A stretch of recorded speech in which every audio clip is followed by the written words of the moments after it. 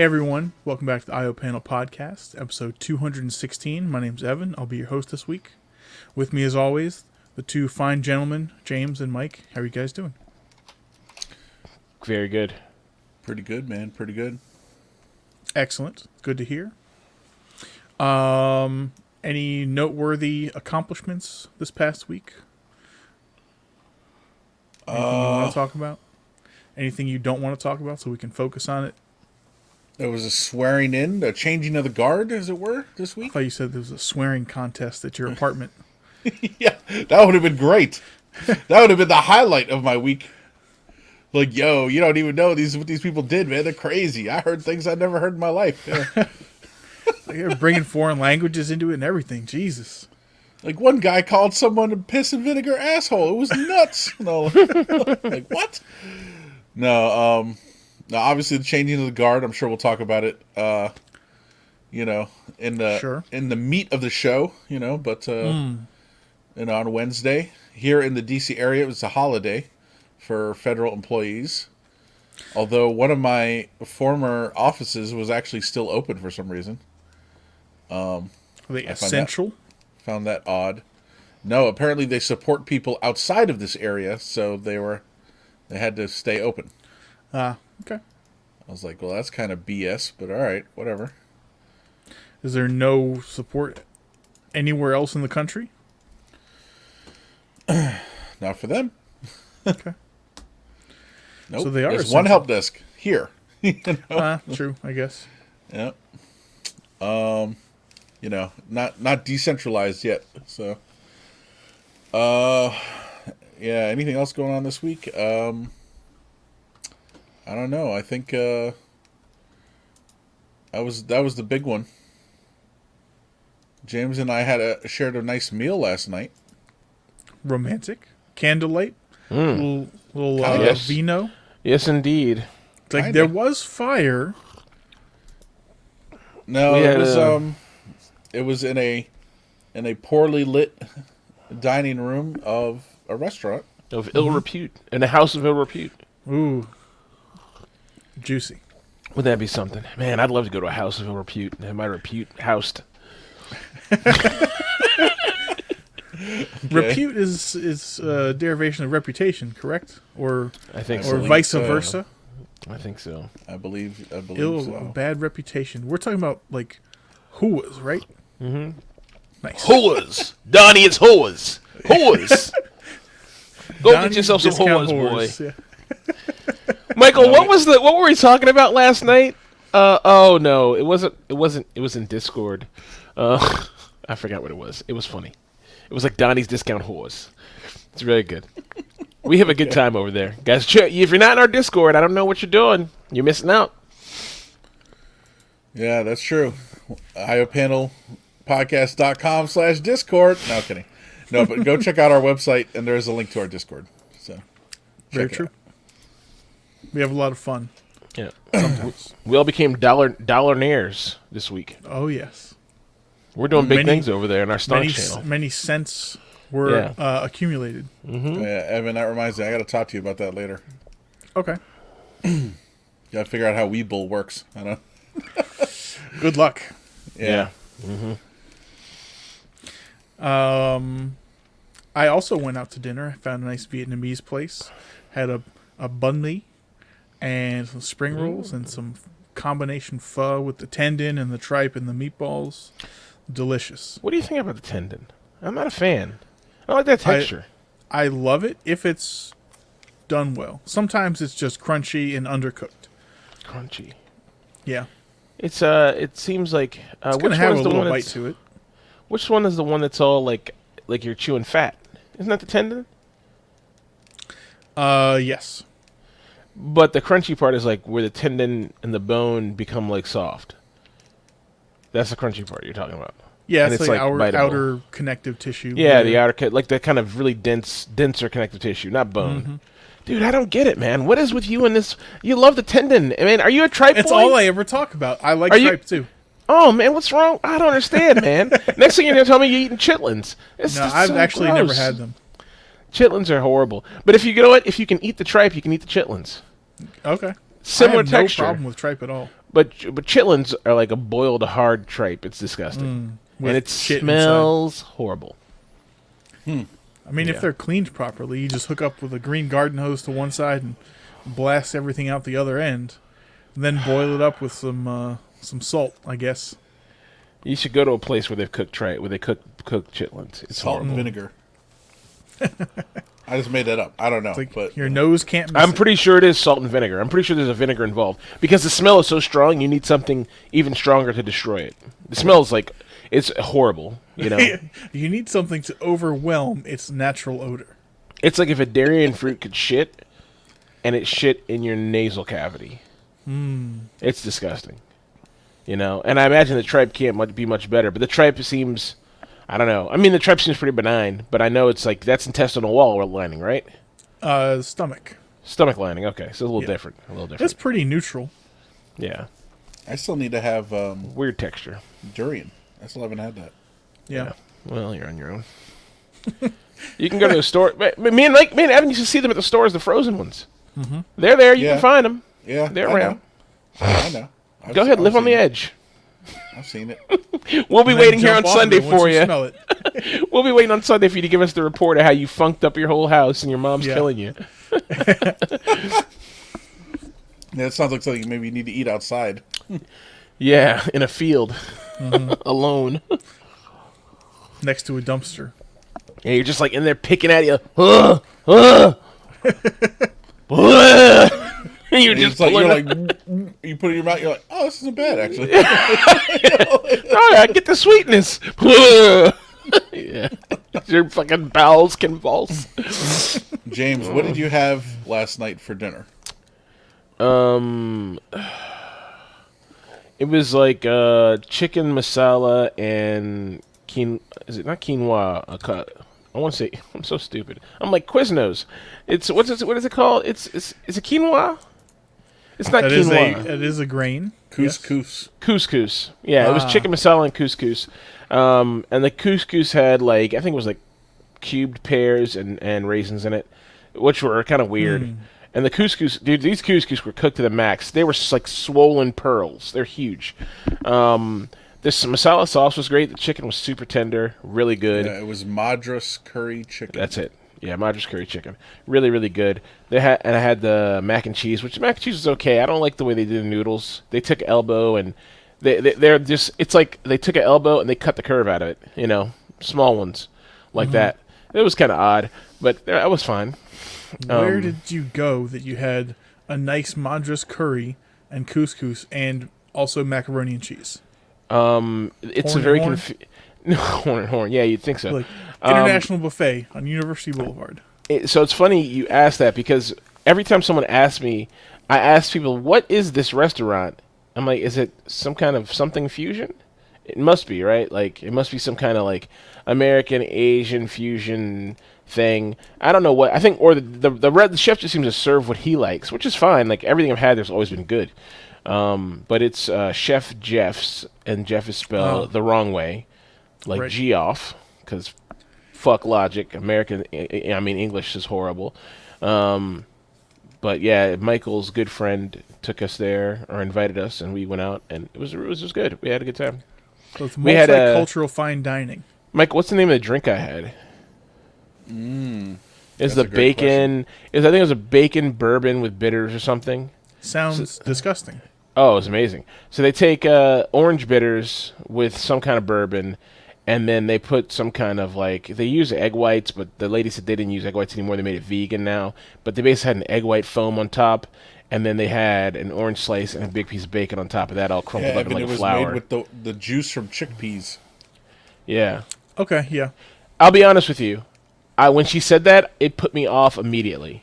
Because no, here's the thing, right? When I first had the foam, I was like, isn't this made with egg whites? Shouldn't this taste different? Because egg white foam has a certain density to it. This foam didn't have. You know what I mean? So I was immediately like, what is this? And then she said it's made with chickpeas. I was like, oh, God. I was like, this is like an unnecessarily salty drink. I mean, because it came out of a can. The chickpea juice came out of a Oh, can. you she had a said. bacon old fashioned. Baconed old fashioned, yeah. I don't. But I hate how everyone wants to still like baconize things. Well, here's this- how you sell a this rest- bacon drink and make it vegan. Make the drink vegan. True. This restaurant, bacon is one of their things. It's Because they're fucking- trapped in 2003. Yeah. I mean, if there's like pumpkin spice and Uggs is like basic bitch shit. If there's like an equivalent for dudes, it includes bacon. Yeah. So it's bacon infused bourbon, maple syrup, bitters, orange foam, and candied bacon. Now, let me say this. As much shit as I talked about that drink, it was amazing. I mean, the bacon was not to the drink's detriment. The weird foam that I thought was a little off-putting when I found out it was made of chickpeas, not to the drink's detriment. I would have loved to have tried the egg white foam version because I know what the egg white foam should be like, and it would have been amazing. But still, it was good, and the food was great. Like, if you're in D.C., go to Chef Jeff's. It's excellent. You know, Michael's been there many times. I've been there twice. It's good. What did you get, Michael? What did I get? I had the baby. Quick question / point of trivia. There is a fancy name for the liquid from a can of chickpeas. What is it? Oh shit! No, I don't know. What is it? James, any guesses? Uh-uh. It is called aquafaba. Oh, God. That's funny. Mm-hmm. Good to know. Isn't that funny? Portuguese There's or a something? word for everything. Aquafaba. Because you got to make it sound fancy. So the drink I had was called an apple cider sidecar. Really good. It was whiskey, apple cider, orange liqueur, and lemon. And then there was a slice of apple just kind of in there. That sounds pretty good. What kind of apple? Ooh. I'm going to that's a guess good question. Granny Smith. It was a I'm not thick, sure. strong boy, but it had the green-red and the weird circumference of like an apple that's not... You know how Red Delicious is like long and bulky, like a bulk boy? This was a short, stout boy. Really round, star pattern in the center, and like a green-white skin. Not green-white skin, green-white flesh. Or green... I don't know. It was... A different color regular apple flesh, but it was the apple I've had before. But I couldn't put my finger on it when I had it. I was like, I couldn't figure out because I'm very confused about like what's Red Delicious and what's Granny Smith and what Gala. So it wasn't one of those. It was like the round fat classic apple, like the apple Jesus threw at his first disciple. You know, it was like, Right. amen, Adam, brother. go long. You Huh? know, it was like that. Yeah, it was like Yeah, it was there the you go. perfect apple you think of. Not the long ones, but the fucking like round perfect ones. You know. So for appetizers, Evan, we had crispy shrimp steamed buns Sounds pretty good. with pickled vegetables in them. It was You wouldn't have pretty liked good. that. You wouldn't have Those liked are that. I love pickled vegetables.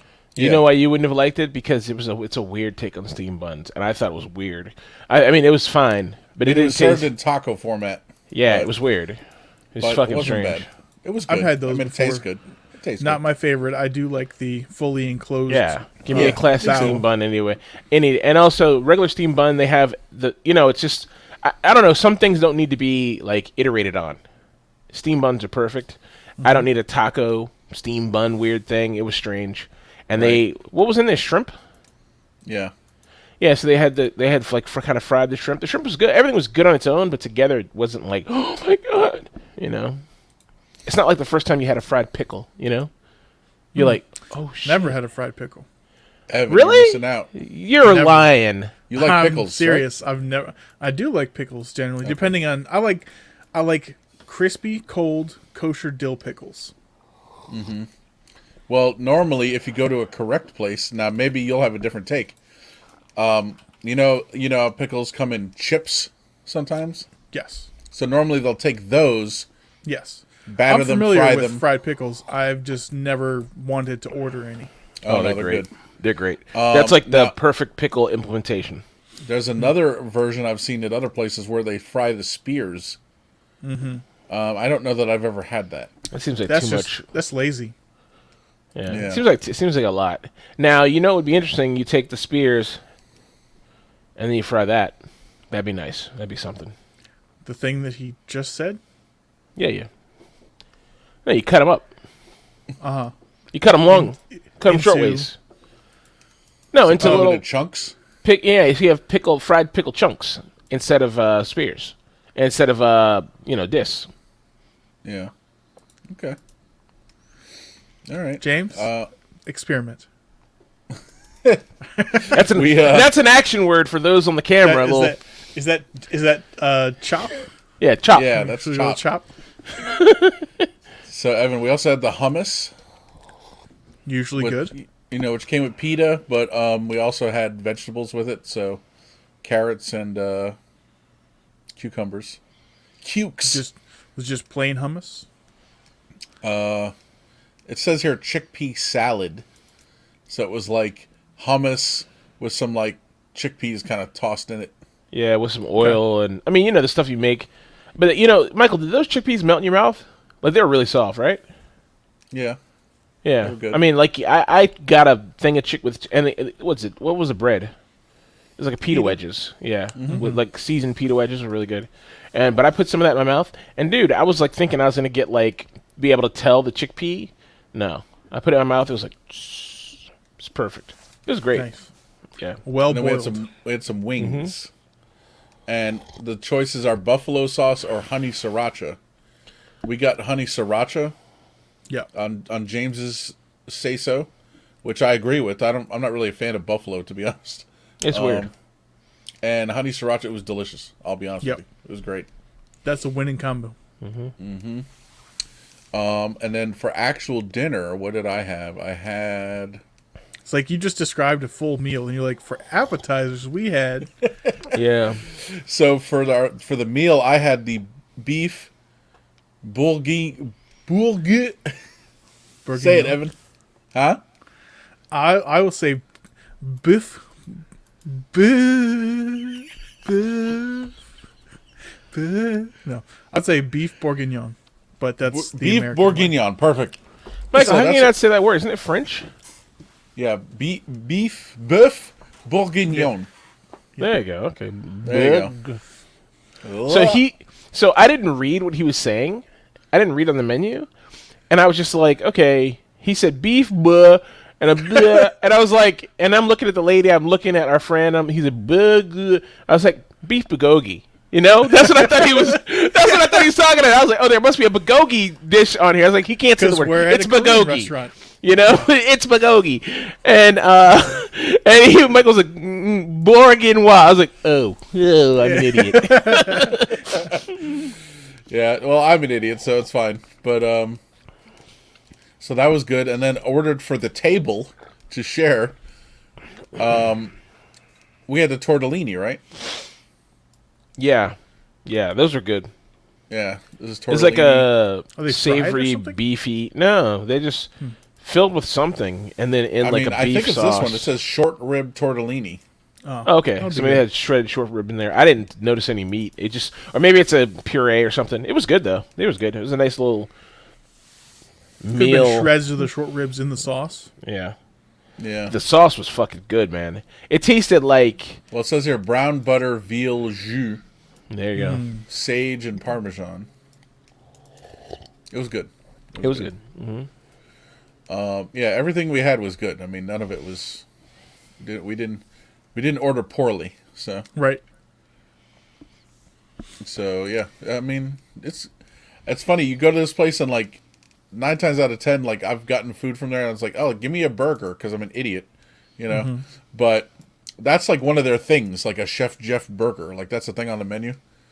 It's like always has bacon on it, chipotle aioli, whatever, and it's good, But that's like if you're like being like super basic, and you're like, Right. I don't know what to get. Let me get that, Chef Jeff does not disappoint. Yeah. They're also in their stable of restaurants. So there's more than one restaurant. There's more than one location. And so they also have an Italian restaurant. It's pretty good. And then they also have on Capitol Hill, they own a restaurant, Tortilla Coast. And apparently Senate people go there all the time. Yeah, there's Chef Jeff right there. Or Chef Jeff's. This is actually the restaurant we went to. Yeah, this is Yeah. probably a picture probably when they opened or something. I'm pretty sure that's him in the. Right here? Yeah, that might be him. But, yep. That's Everyone very good. looks fancy. Yeah, very Yeah, good. and James, check that out. Go up a little bit. See that order comfort meals? Is that like comfort women? Yeah. They sing you a Japanese sex slave. Yeah. Wonderful. So they've been doing these comfort meals every week or two, and you can order different things. Like they were doing like fried chicken and this and that, or. Oh, so it's like a whole thing they send to your house. Yeah. Chicken, vegetable, yellow curry. It's pretty good. Yeah, it looks good. That looks really good, actually. I mean, they're great. Honestly, they're fucking like the curry. Forget about it. Do yourself a favor, you know. They're really good. Yeah, you can come pick it up, or they'll deliver it. But I forget how much that costs. It's obviously extra charge. Oh, there you go. Mike's there you beef burger. Baginga? Bourguignon. Bourguignon? Bourguignon. Beef bourguignon, I guess. What did our other... Oh, she got the seared salmon. Or the something salmon. That's what she got. Yeah, she got the pan-seared salmon, I believe. Pan-seared salmon, that was it, yeah. Which I'm always surprised by what she orders, because half the time it's fish. Mm-hmm. And, like, that's just something I would never order. So I'm like, what the hell did she just order? And I'm like, all right, whatever. Well, she's not that it's going to be bad. I'm sure it's great, you know. I don't have anything against it. It's just, I would never order that. Although Evan, I made tilapia this week. Wow. Here at home. Why? Congratulations, but why and how? I figured try something out and saw they had a bag of tilapia fillets. Right. Frozen, you know. Mm-hmm. Tilapia is a fish you can't fuck up. There you go. Yeah, you can microwave tilapia; it'll come out edible. True. I'm not going to do that, but but yeah, just put it in a pan, right? Olive oil. Okay. Yeah, I know what you do, James. It's all right. You know, I'll take some tilapia, throw it with ramen, and boil that fucker. Oh, but your house smells great. But no, I just did olive oil in the pan. And actually, you know what I did? I just put Montreal on the fucking fillets. Come on. Guess what? It was great. It was fucking great. I'm sure. Montreal steak seasoning is delicious. You got to give that up. And then just once it was cooked, I just I had a lemon, so cut it up. You know, squeeze some lemon on there. That was it. It was great. No butter. No butter. Michael, look, a little pepper, butter, and keep the lime or lemon. Leave the Montreal steak seasoning at home. Montreal steak seasoning is fine. Well, I cooked it at home, so it will be left at home. Well, yeah, but you know the Montreal steak seasoning is fine. But you know what? I stopped using that stuff because really, when you eat a steak or anything with Montreal steak seasoning, you're just eating a substrate covered in a seasoning so powerful that you lose the taste of whatever the substrate is. So it just becomes a thing covered in this other thing, and all you taste is that last second thing. You know. It's just good. It's good, but it just seems like it's very hard to go light on it. You know? Don't take this the wrong way, Mike, but Montreal steak seasoning is good if you don't know better. Yeah, it's for poor people. Damn. Damn. And you're poor. We've been over this. You're poor. It's like, Evan. Yeah. Game over. No. James, get him out of this call. Sick of seeing him. What the hell, man? Damn it. Do you have any of your bagged fish left, Mike? I do. I need to take some and put it in the fridge. Mm-hmm. Let it thaw out. You know what else I have, actually? It's been sitting in the freezer for a while now. Hopefully it's still okay. But it's in a similar fashion. Mm-hmm. But it's ahi tuna. Okay. Well, what I would do with this tilapia is let it thaw in the fridge, a couple of fillets, maybe 3, for 24 hours, so nice and thawed. Pat it dry, both sides with a paper towel. Grind a little salt and pepper. Heat up a pan on medium for 5 to 7 minutes. Nice tab of butter in there. Melt it up, don't burn it. Put the fish in. It'll get a little bit of a crust. Maybe a tiny bit crispy around the edges, depending if that's your thing. Just like egg whites, if you leave them on, egg whites will be crispy. I like that. Flip them once, baste it with that butter. Have some nice, green beans or vegetable of choice. It'll be nice. Green beans are great. Yeah, I have some. I have some asparagus. Maybe I'll have. That works very well. Maybe I'll have Challenging. I like Challenging asparagus. to cook right. You can even cook the asparagus. I assume it's raw. Yeah. Okay, you just put the asparagus in the pan after you remove the fish. Cook it in the butter and seasoning remnants. Yeah, that's not a bad Michael, idea. forget about the asparagus. You need a good boiling vegetable. Well, normally we boil, or really, I guess we're steaming asparagus. Oh. No, if you cook asparagus, you gotta cook the way Evan says, man. Steamed asparagus, steam is okay, but it just comes soft. I don't know. I'm not a steam or boil when it comes to asparagus because they get so soft. If you can it's so easy to go right over the edge with them. Just accidentally. It's like really crisp and then it's destroyed. Yeah, I can In see my that. opinion. I can In see my that. opinion. Yep. But in the pan, like he says with the fucking fish remnants and the butter, that's nice. Yeah. That's really nice. Oh, that's a good idea, actually. Yeah. I have high hopes for your next endeavor. And then tuna casserole. Right, dude. I've been to the grocery store a couple times. I'm like looking at the egg noodles, so I'm like, It's like, should I take the leap? I don't know if I'm ready. So yeah, I'll look for another recipe. I might have to do that. Just like a But maniac. Speaking of endeavors, our whole apple thing, I just ate all the apples. I didn't evaluate anything, so I'm gonna have to go get them again. Yeah, I was like, no one's filling out the spreadsheet. Okay, I guess Yeah. I'm doing this on my own. James, you paying attention? Yeah, I know. I saw the Apple Apples. spreadsheet. I haven't been in the Apples. store. Maybe after after the show today, when it's in coding, I'll run to the store. I need to get some. You made me think about string beans, so maybe I'll get some string beans today to have in the freezer, What and are string I'll pick some beans? apples. Like Green beans. yeah, green beans. Green beans. Green Yeah, beans. Oh, Yeah. Same thing.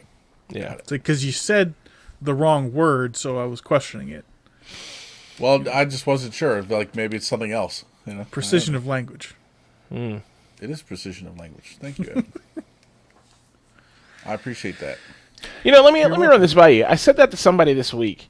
I was talking to people in Discord, and we were waiting for someone to get a game. And I said, "Did you get the game yet?" And he's like, "It's installing." I was like, "Oh, okay, cool." And dude, 20 minutes went by. I was like, "Is it still installing? What's going on?" He's like, "Yeah, it's still installing." So I was like, "Wait, is the game installing, or are you downloading it?" He's like, "It's downloading." I was like, "Then why did you say it's installing?" He's like, "Installing, downloading, you know what I mean." I was like, "No, I don't know what you mean. Installing and downloading are two different things." And then the other three peanuts in the peanut gallery says, "We all knew what he meant." I was like, "What the fuck is wrong with you fucking Zoomers? Fucking downloading is not installing." They were like, and I said, "Precision of language. Say what you mean.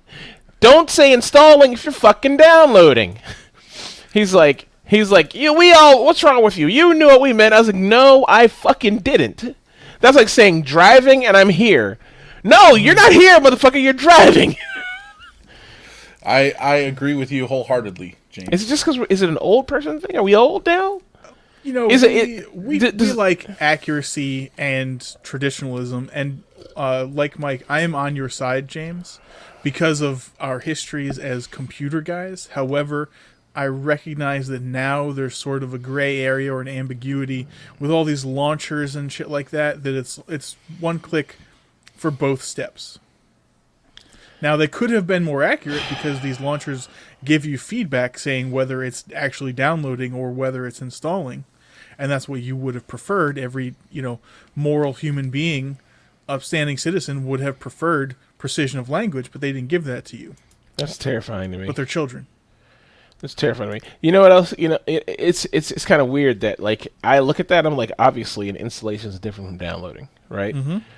A friend of mine, I can't think of who it was, she said she would play like some game with maybe her friends' kids or something like that, and the game was involving like pretending you're getting a phone. Say, oh, she's like, oh, the phone's ringing, and she'd go to her friend. She'd go to the little girl and say, oh, you have a call on the phone, and the little girl would go like this. She'd take her hand and go like this. She goes, I'll answer it. Hello? And the whole time my friend's like this. She's like, and she goes to hang up like this, her pretend phone, and the girl's like, oh, okay, I'll get off. And I was like, what the hell's going on? I mean, that makes sense. Yeah, it does make sense. I don't have to like it, but it makes sense. Yeah. Yep. Exactly. It's the whole thing, like, kids these days will never understand rolling up the window in the car. Mm-hmm. It's like, what do you mean? Roll up what? Yeah. So what do people say now? Raise or lower? I mean... No, I mean, you still say roll up the window, but they don't say, they don't get, like, the ancient context when you actually had to fucking hand crank it. Yeah. Or, like, pick up the phone. I don't get it. Does no car exist that has a manual windows? Is that not a thing at all? You'd probably be hard-pressed to find one these days. Yeah. Or dial the phone. Yeah. I mean, like, my car has manual locks, right? It doesn't have power locks. And, okay, now the car is 10, almost 11 years old. Yeah. But even when I bought it, the car doesn't have power locks? Like, what the fuck? Mm-hmm. I mean, but your car is specifically, like, made to have, like, I mean, your car is like a tier of, like, where they have, like, everything is optional. I guarantee you somewhere there's a fucking Honda Civic that has only one driver's side, only one mirror. Remember my hatchback that had one mirror? Yeah. It had one fucking side mirror. The other one other side didn't have a mirror because they're like, that's optional. You didn't pay for that. That blind spot doesn't exist. Yeah. Yeah, that's kind of funny. I mean, I'm assuming it's the law now that you have to have both mirrors, or I think it is, yeah. Or they're just like, everyone wants two mirrors. What are we doing? This is, slap them on there. I miss that car. The car was a piece of shit. It's a fun little car, though. Little stick hatchback, little puttering around. It was cool. Car was terrible. Chicks love that car. Yeah, right. I said no one loved that car. I wonder what happened to that car. I blacked out on that car. I don't know where it is. I left it. I probably parked it and then just walked away. That's all right. I don't know what happened to at least one of my cars. Like, I was at the NBA once, and the guy's like, I owe the money. I don't know what happened. The guy's like, so what happened to this car? I'm like sitting there, like looking at him, like, so what are you talking about? Like, no idea. What car? No, I remember the car, and then I'm like, what happened to it? Like, no idea. Not a fucking clue. Remember the minivan? You were like, James, you had a minivan once. I was like, no, I didn't. Yeah. I was like, I don't know what you're talking about. Mike was like, yes, you had a minivan. I was like, I don't know what you're talking about. Even to this day, I don't have any recollection of that minivan. I only know it existed because you insisted it existed. You don't remember going to physical therapy? No. I know I did, but I don't remember going to it. I remember the car accident, but I don't remember going to physical therapy, and I don't remember what happened to the van after that, and I don't remember driving anywhere in that van before then. I don't think you had it very long, honestly. I don't think I did either, but still. I've had a shit ton of cars. I don't remember any of them. I barely remember any of them, except for the few Nissans I had. It's weird. There's so many people I know that have had literally like 2 or 3 cars. Mm-hmm. And there's like you and me who have had like 17. Yeah. It's like, okay, That's mostly, though, because we're both idiots. Yeah, we buy beaters. We're buying beaters, like, driving hoopties in other people's cars. And I got this from my cousin. That's where I got the hatchback from my cousin. It was a car she drove across country like 3 times, and she utterly destroyed it. And then I had that Celica that we got from Malik, that I got from Malik, the sketchy guy, for a computer. Trading a car for a computer? No, I don't know. Actually, no, I don't know what I paid him for that car. I paid him something. What happened to that car? It got totaled and it ended up in a shop. Oh. I don't think. Well, I don't know if it's totaled. Something mechanical happened and it just could never be fixed. And they were like, "It's just whatever." So I ended up just like leaving it at the mechanic. I was like, "You can have it." It was like $2,500 to fix or something, and the car was probably worth $300. I love that car, but I really love that car. The car was cool. Yeah. Had a weird 7th gear. Really? Yeah. It was like a non-existent gear. It didn't exist. You put your car in it, and it's like the transmission was like it was like horrible. It wasn't a gear. It was just like, I don't know. It was like first, second, third, fourth, fifth, reverse, hell. You know, it's like nightmares. You could, like you could put the car, like, it was like 1, 2, 3, 4, 5. You know, then there's like reverse wherever reverse was, but then you could like put the thing like like way over somewhere. You're like, what gear is this? You know? Like, the nightmare realm. Yeah. So if you want to bend your shift forks, do this. Exactly. Do you remember the other Celica you had? Yeah. That was my uncle's car. Yeah, I've had a lot of cars. I forgot about that Celica until you just remember. Yeah, I had that. That's right. I had they wanted it back. I had a red Celica. Yeah, I think I gave it back to them. I don't remember. I had a red Celica and a black Celica. That's weird. It's funny. They were almost the same year. Mm-hmm. Like 90 or 91 or something. But the red one was like the cheaper model, like the lower end model. Yeah. And then the black one from Malik was like the higher end model, so the rear looked different. Yeah, it was like the GT. The non 4-wheel drive GTS, like in Japan, that version was 4-wheel drive. Yeah, It was a nice car. It was a really nice car. It's fast too for rear wheel drive, like whatever, front wheel drive, whatever. It was nice. It was a fast little car. Evan, how would you had like 3 cars, 4 cars? I think I've had 5. I had the Oldsmobile, then my dad's 97 Jetta. Then my Passat, then another green Jetta, then the brief rally car experience, and my current vehicle, so 6. Oh yeah, I forgot about the other Jetta. Mm-hmm. That was brief. Yeah, I mean, I had it I owned it for a while. I did not drive it often. Yeah. Yeah. But it is what it is. Yep. Evan's rally car. I forgot about that. Oh, wow. You pulling off the video. Yeah. What a drive. Yeah, man. This car was so slow. Was it was a cool little car, though, man. What a cool little car. Yeah, it's like, Look at that custom paint job. That's pretty cool, The paint job was beautiful. Fairly zippy little 1.6 liter. Yeah. Something like that. What nice is it, and a loud Rabbit too. Or Golf? It was a Rabbit, I believe. Okay. And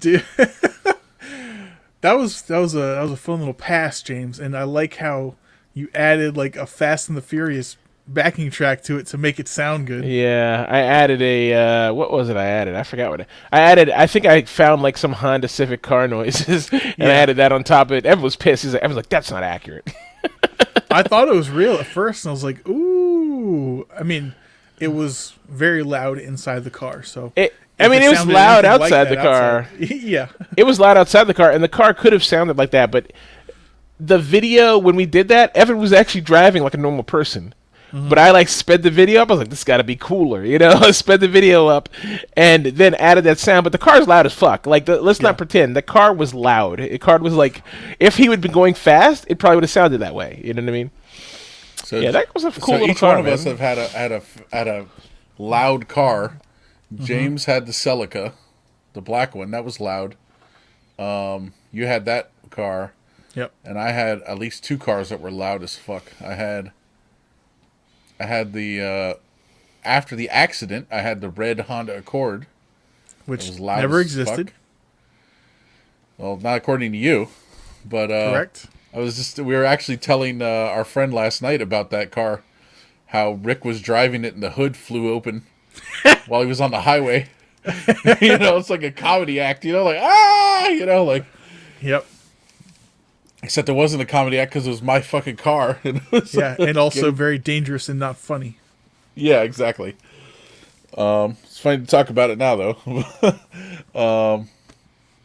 Yeah, so that car was loud, and then I had a '96 Acura TL that the person who I had it from before had installed some crazy exhaust on it, so it was like all the time. I was like, ugh, why? Mm-hmm. So yeah, good times. It wasn't that bad. Yeah, I mean, I could hear you coming down the street, but kind it of wasn't. annoying, All right. But yeah, that car got destroyed eventually. So all good. Yeah. No casualties. No casualties. You're right. Yeah, exactly. So anyway, Evan, how was your week? Anything notable, Hey. noteworthy? Not really. I mean, work was quite slow. I got my super awesome, exceeds everything employee evaluation. So Oh, really? that's good for Nice. moving on up the chain. Yep. Nice. I just got to make a good impression, whether you know your shit or not. Just make them think you do. What else? Been doing a lot of anticipating and video watching and hype reading about the stock market. We can talk about that a bit on the show if you wanted to, or Mike, you mentioned having a conversation after. Either We is can fine. talk on the show too. Sure. This week in stonks. Let's do it. Yep. That's going to be our new show. We're supposed to have like 7 shows by now. Yeah, we should have our own network by now, right? True. Like This Week in Tech and all these other ones. Yep.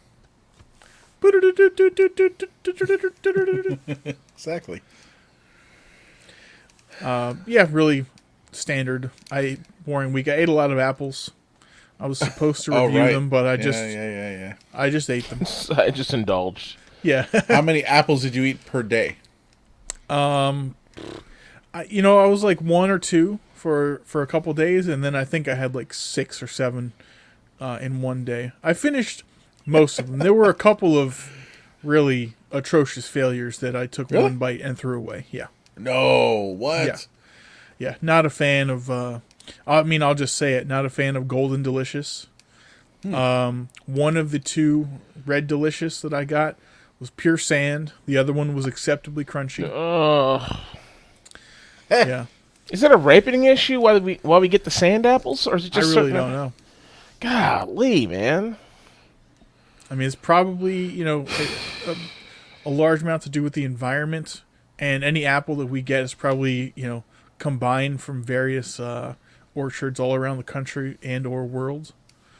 So really don't know. Big apple. Globalization, Yeah. folks. Yep, big apple. Making money off those sand apples. Yeah, Big Apple. Yeah. Yep. That's great. I'm gonna do a full review, of course, but I'll say some standouts are Cosmic Crisp, which I had not heard of before Mike pointed you had it? out. Nice. Oh yeah, it's top notch. It's not bad, right? Yeah. Top notch. If you're able to find a Jonah Gold, those are also good to try. You can find them at Costco, I think. Okay. Might find them in the grocery store, but I'm really not sure. Pink Lady, acceptable. But the real standout is the Cosmic Crisp. A new breed. Mm-hmm. It is relatively new. I'm assuming it's new. I've never heard of it before, so I don't know. Yep. It's a hybrid between Honeycrisp and the Enterprise line of apples.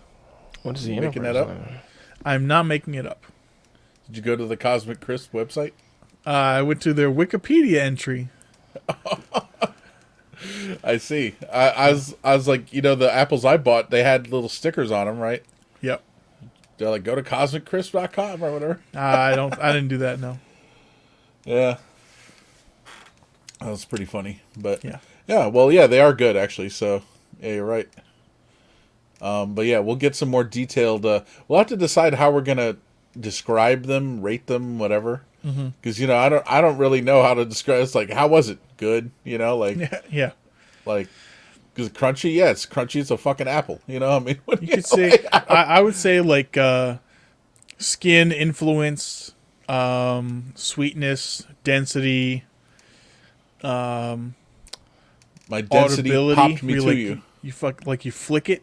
Does it sound hollow? Does it sound like it's full of sand? Because it is. These guys all and their that kind of sand stuff. apples, man. I swear.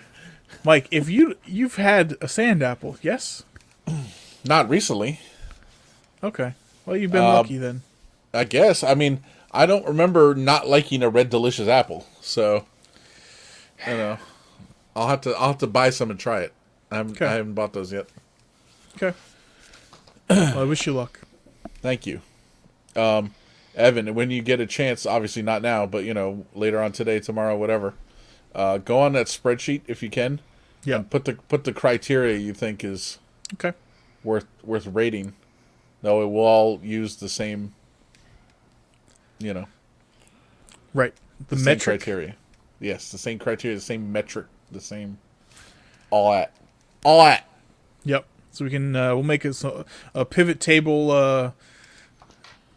Apple Analytics. There you go. We can be on Data is Beautiful on Reddit. We can sure get laughed off of Data is Beautiful. I mean, fine. that's what Reddit is made for, right? People taking something really serious, and then being like, "I measured the metrics of apples." People are like, Yeah. genius. That's what it's for. So Like our think- new king. I think they'll appreciate that. You guys look at that subreddit? I have it marked. Data is I Beautiful? don't go in it. Yeah. I have seen it. I find most of it confusing and not really Shallow and worthless, pedantic. but no, but not useful. Right. But that's not really the point. It's just Yeah. but that's just what I'm looking for. Right. All right. Very good. Yeah. Shall we get into some news? Yes. I don't know that this is spelled right, but yes, go ahead. I believe it is. Now let's have a debate. Do you confuse words sometimes? Or like you question yourself? In this case, Yes. we're talking about the word capital. AL versus OL. I think OL is the money. No, But maybe it's not. I have it backwards. Yeah, you do. Capital is with an the OL place. is the place. Mm-hmm. And it's also the police. I'm looking at it right now. Okay. USCP.gov is the United States Capitol Police. Look at you trying to give me shit on my link. I see you there, Evan. Well, I mean, technically it's not a link, and also you're confusing who is giving you shit. Yes. I thought it was spelled right. Nope. It is now. I thought it was Capitol Police for the police.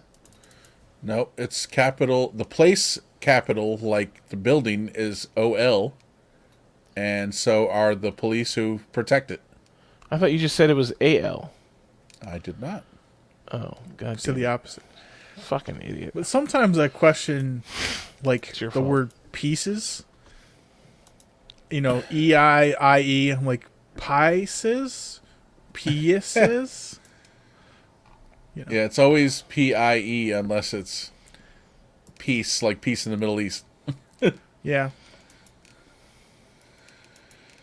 But anyways, please But tell yeah, us you're about right, the- Evan. Sometimes I do get certain things like that confused. It's like, wait, which one is it? Fuck. Mm-hmm. You know which one that's really been fucking me up? I'm sorry. I'm gonna take us down this a little yeah. further. Effect and effect. Yeah. I mean, that is Generally, a troublesome one. Generally, I'm pretty good at knowing which one to use, but not always. I think it's like effect is sort of more along the lines of an observation, where affect is like something that like changes you. Could be. It's a really Yeah. tricky one because they both almost mean the same damn thing, Pretty much. depending on context. So Yeah. Yeah. There's some overlap there. But that's a good one. yeah, We should that's dive probably head first into for that. me. That's probably the trickiest one. Let me just read something really quickly because I always I hear something we talk about something and then I have to look at it. Then I come in like after you guys are done talking about it to say something, just to give you an idea what's on Data is Beautiful. Probability distribution in Monopoly using Markov chains. There's plenty of room here for the Apple study. Here's another one: an interactive map of where students have cried on the University of Waterloo campus. I think there's plenty of room for the Apple study. Interesting. I'm slightly worried how that data was gathered. Yeah. Punching girls in the face, I guess. Yeah. She's crying? Bitch ass. Write it down. Oh, we got a new data point. Yeah. Well, James is gonna put a cigarette out in someone's eye, so there you Yeah. go. That's right. We were talking about that last night. I'm trying to make Just a looking point. at it like, you're gonna do what? Yeah, I was trying to make a point. Trying to make a point about perceived safety. True. I told her, I said, she's safe until I put a cigarette out in her eye. And then she learns that she's not safe. See? Like you Everybody was trusted me, like- and that was your first mistake. Yeah. Mike, how about this for an argument? Effect versus affect. If we look at the word affectionate, it's like we'll say a personal feeling, a personal affect, versus effect is like what happens when you put a cigarette out in someone's eye. They're no longer Right. your friend. That's cause and effect, Yeah, not affect. Yeah, right. right. That in that scenario, it's clear, right? It is very clear which one to use. But I've written sentences and I'm like, is it affect or is it effect? I'm like, ah. Like if your building caught fire, that would cause That you would to- affect me. That would be But a, is a it negative. Is it E or is it a negative? It would be. It would affect your life, but it would cause a negative affect on your life. Tricky. Right? Tricky. Yeah. Precision of language. Yep. Also, Capitol Police. Okay. Yes. Let's dive in. So, just wanted to quickly talk about. We talked I guess 2 weeks ago about the whole thing that happened at the Capitol, and when I first talked about it, I was under the impression, I was like, man, why are these cops running? I would just shoot these fools. But now we kind of learned that the cops were most likely leading the people on a wild goose chase as they moved their charges around the building. So they were, and the cop Eugene, whatever his name is, the who was videotaped, Isn't it kind of Eugene Goodman? Yeah, I think so. Yeah, he was made acting sergeant at arms, I think, for the inauguration. An actor, if I ever saw one. Paid actor. Where's George Soros? Yeah, where's George Soros? It's all a scam, James. Yeah, To make Trump supporters look crazy. yeah, absolutely. But yeah, he led that crowd through the wild goose chase through the Capitol, and a great peril to his own life, and all the officers really did. So, I mean, I just wanted to talk about just briefly mention that because it didn't look as bad as they did.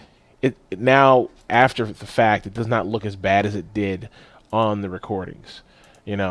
They seem more cognizant of their situation than they were, and less like the doltish buffoons who were like, I don't know what happened.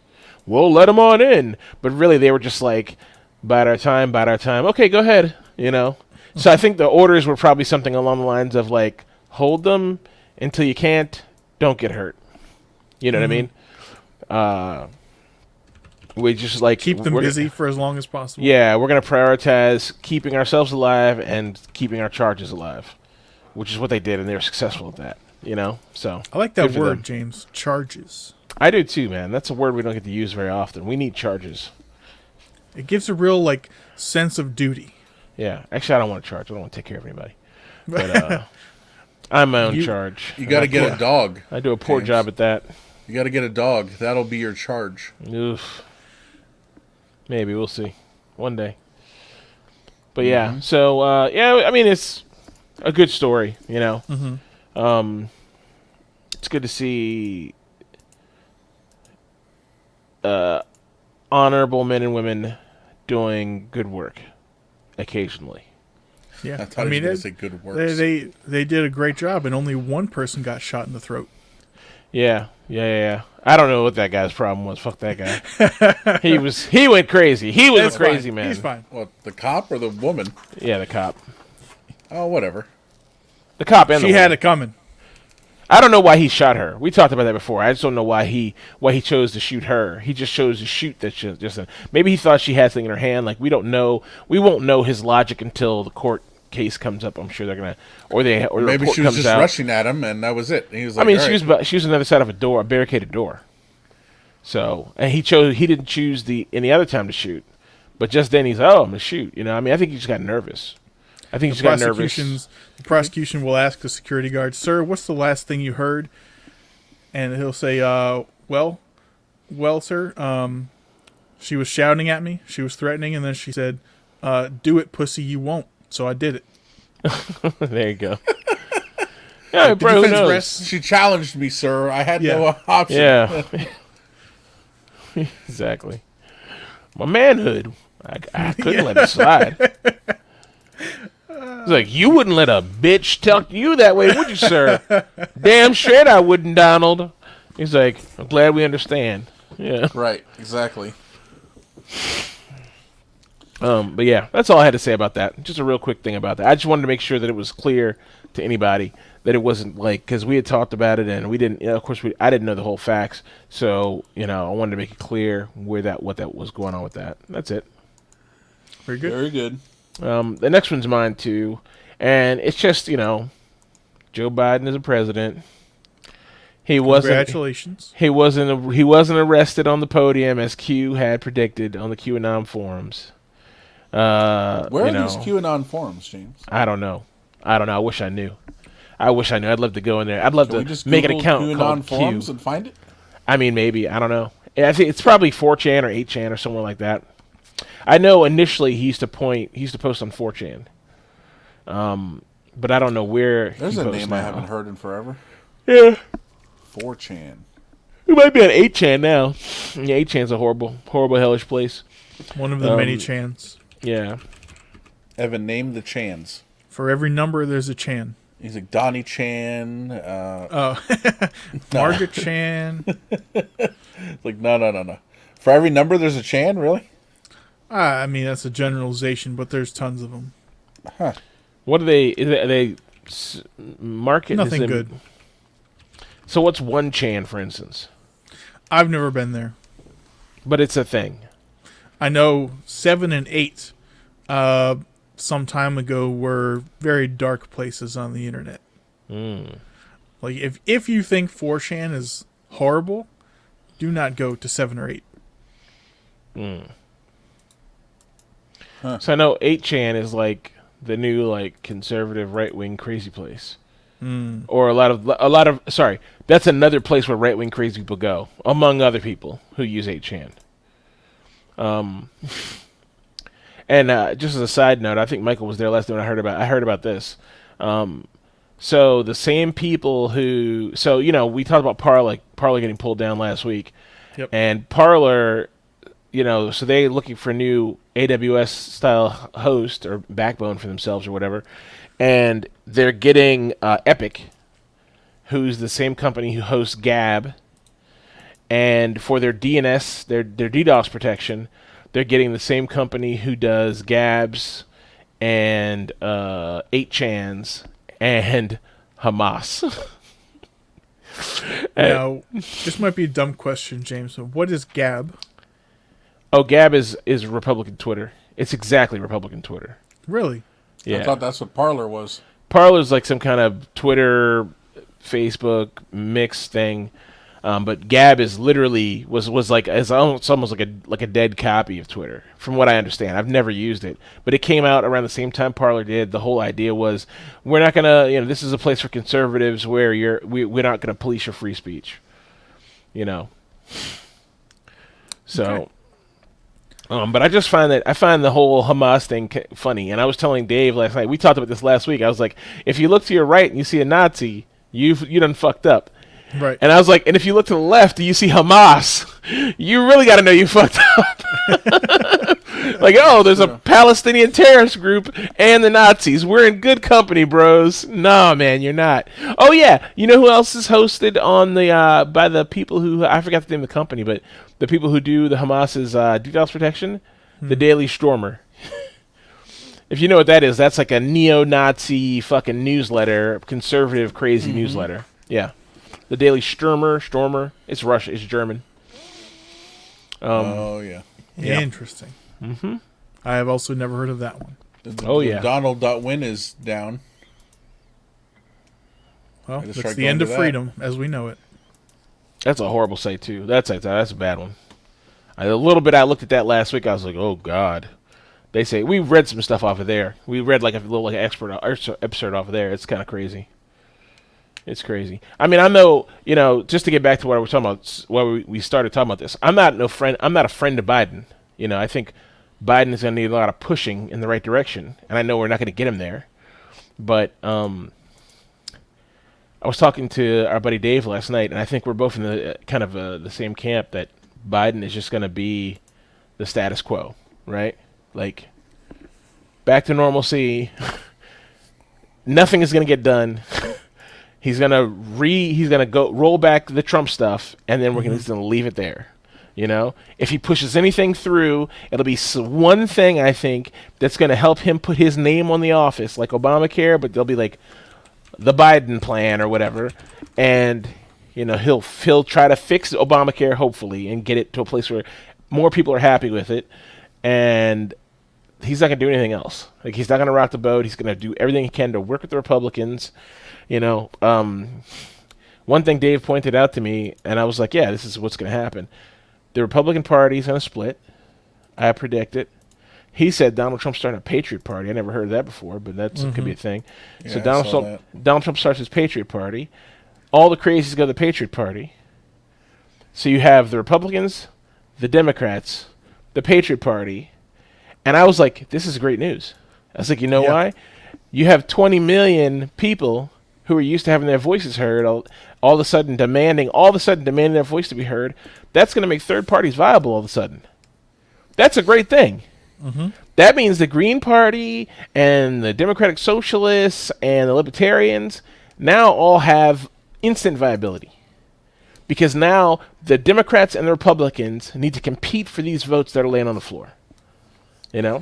So evil is good. Exactly. Exactly. Thank Donald Trump for that.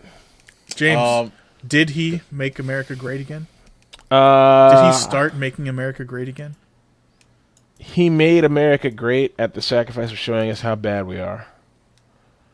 And also, something I've said for a long time, he's made a roadmap to fascism and showed that it can work. Yeah. You have someone... We can do this, guys. We can do this. You have someone smarter than him who's not such a sociopath as he is, but who's just more dangerous and more intelligent about it. They could just, we'd be Nazi Germany before we fucking blink. You know what I mean? Easily. Yeah. Fascism, here we come, So James and Evan, 8chan is now called 8kun. 8Kun? 8KUN? Coon. 8kun. 8kun. So you know what I call Okay. Chan, right? Because Chan is No. like what you'd call like a little girl. You'd say, Lisa Chan. Like she's like you're like the younger daughter, the younger girl. It's a Japanese thing, and Coon is like a younger boy. That makes sense, yeah. Yeah. So Okay. you'd say, James Coon, Mike Coon, Mika-kun, whatever. Oh, well, there you go. Context is everything. Okay. So, these Japanese websites are fomenting... No, okay. Whoa. I've always wondered that. So I know 2chan is Japanese, right? 2chan is Japanese. I don't know how it became like... Maybe the memes went there first? Because the Japanese are apparently like the kings of memes. They're great memers. So the memes went there first, and then the internet got a hold of it, and then it went from memes to like insanity. And then we were just like, we love this Chan shit. I don't know, but I've always been baffled. Diversify. Yeah, I've always been baffled by how like all these fucking English speakers and people from other countries are on a site called something Chan, which is clearly like a Japanese thing, or using kun. I mean, it's an anime term. I mean, it's not an anime term, but it's a Japanese term, a Japanese honorific, and I always found very weird that they were continuing that. I'm sure this 8kun has nothing to do with Japanese people, but someone's continued that Chan kun thing. Is there odd? So I just looked it up. So 8kun was had DDoS protection from a company called DDoS Guard. Mm-hmm. Which also provides protection to other controversial websites, including the Daily Stormer. Mm-hmm. There you go. And apparently, 8kun's hosting company is Vanuatech. Vanuatech. I don't know who that is. Yeah. And what I'm reading here, DDoS Guard is it's backed by a Russian a shell company owned by 2 Russians, and an address listed in Scotland. Perfect. Yeah, I'm like, oh, this just gets better and better, So 8kun/8chan might actually be down right now, because this is all just in the last week, like last week or two after the whole shit at the Capitol. Mm-hmm. Their whole shit is like imploding, just like Parler and the other ones. So very interesting. I'm glad the government. I'm glad no one is policing.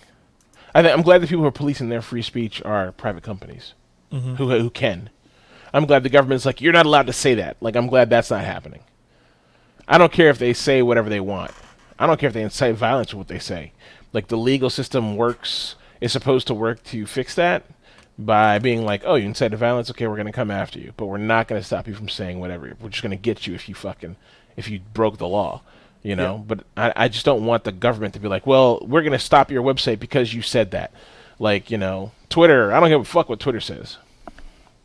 If I don't like it, I just won't use it. Mm-hmm. I'll start a gab for assholes. This is interesting. I'm reading an article from a year ago. It says 8kun is currently only reliably accessible on the dark web, meaning that to reach it you need software like Tor. Huh. That's interesting. I didn't even know that. Well, Mike, dive in. Yeah, I'm not up on all that stuff like I should be.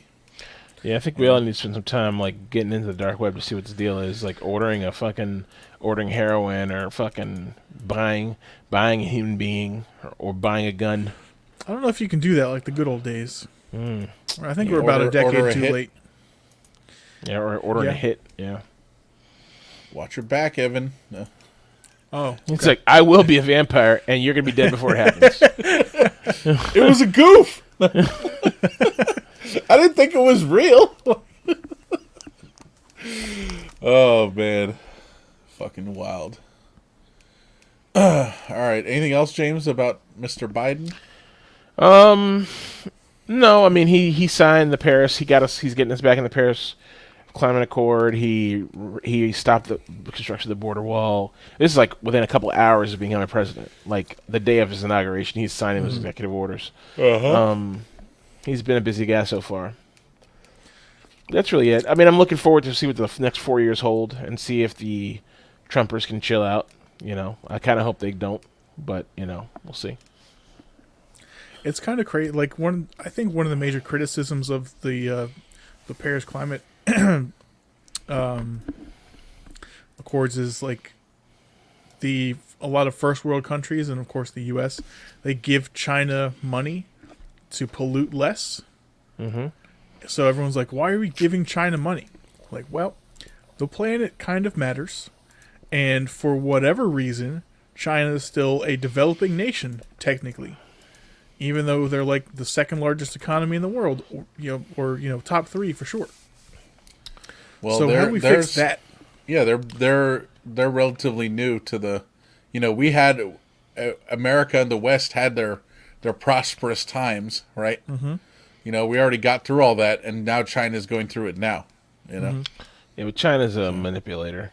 They're. Yes, you're right. We had our time. We had our 100 years of being polluting horrible whores, and we're still doing it. But China's the nice thing about having older countries who went through it already, or countries who went through that period already, means these other countries can do a time skip and jump ahead of that. You know what I mean? Right. China doesn't have to have an industrial period or a steel age. They can fucking jump right into the Silicon Age, which they're doing. So they really are just manipulating us, getting money out of us. I mean, honestly, I wouldn't give any of these fucking guys money. The country, the globe, the world's already fucked. If you can't if China is not willing to take it seriously, and the thing is, China's done stuff that shows they understand. Their energy situation, the stuff they're trying to do with solar energy, the big ass solar energy array they're trying to build in space, that they want to build in space. I mean, they're doing things to take the pollution seriously. They recognize this real thing. They have a huge hydroelectric dam somewhere, don't they? Yeah, the biggest in the world, I think. It's 3 gorges or some shit. Yeah, 3 gorges. Yeah, so they understand. They just like to get money from other countries, and we're like, okay, here, we'll take it. True. We'll give it to you because we're just that's how you deal with the China problem. I don't really know. I mean, I don't know, but I just think everything I've seen gives me the impression that China's kind of taking these guys on a ride. And they're all just too skittish to deal with China. I mean, it's do you want to piss off the country with the most people in the world and second or third most money in the world, who has all your production? Basically, they do all of the world's producing of shit. If they were to say, well, fuck you, we'd all be in alert for a couple of years till we get it straight again. Not even to mention them calling in their debts, because they're just busy buying up parts of the world like crazy. True. So I don't know. It wouldn't surprise me if in 20 years China is the world's currency. The fucking yuan. Mm. It wouldn't surprise me at all. They're The doing one a to rule digital them all. currency. They're doing What's that? cryptocurrency. Yeah, well, that's creepy. China doing things with fucking computers is fucking creepy to me. True. Well, If they're doing cryptocurrency, it's only crypto to everybody but them. They can probably see everything. They wouldn't be doing it unless they could track the shit out of it. I mean, it's China we're talking about. They're not going to have some fucking bulletproof currency that they can't even look at. No way. James, how much of the stuff in your house is made in China? Probably 95% of it. It's all calling home. No. I mean, who knows? No. That mouse, it's sending all the clicks right back to China. Yeah, probably. True. Oh, boy. Yeah. Yeah, you're right about that. I don't know why we distrust China so much, but then Mikey, you're soft on China because you like Chinese girls. No, but we trust. Yeah. We trust. Well, we trust Logitech, or we trust. I mean, whoever, or Microsoft, or they're gonna put chips in everyone, bro. No. Yeah. Windows 10 is tracking the shit out of you. Oh no, of course. I mean, all this shit's tracking you. Look, we all live in this kind of shit where we know, at least if you're competent, you're being tracked. Fucking everything is tracking you. FOSS. The only way any of this works is that none of these things are integrated. Dude, our kids, well, not our kids, but someone's kids in our age group, they're gonna be like, they're gonna live in a world where all this data shit is tracked all together. You know, like right now, if you really knew how to do it, you could get everything on my life easily. You know what I mean? You just have to aggregate it together. In the future, all this shit will be aggregated together already. Someone will know, look in a database and see my medical records and fucking the pills I've taken and what coffee I buy, and they'll just know everything about my life. Just imagine if someone had a hold of like your medical records, your Amazon shopping list, your search history. Dude, that's everything they need to know about you.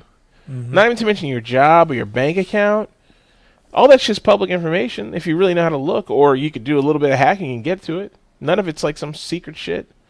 So we're probably the last generation of people who aren't going to have all that shit aggregated together. That's where the danger comes in. That's where big data is going to fucking fuck us in the ass. Not when we, the big data chart on Honeycrisp apples and their goodness is not going to be the fucking place. But guess what? That's going to kick the door open to it. People, look what you can do with apples. Imagine what you can do with a bank account. Yeah. Anything's possible. Just talking about data and stuff. I was watching an episode of Star Trek Voyager the other day, and I mean this is present in all versions of Star Trek, pretty much. They're like working on a quote unquote pad, it's like a little tablet thing, and he's like, oh yeah, he was like, here's my report for the week, and hands it in. I'm like, you could email that in, Yeah. Yeah, get these specs over to 7 right away. Okay. You couldn't just send them to her? I don't understand. Right.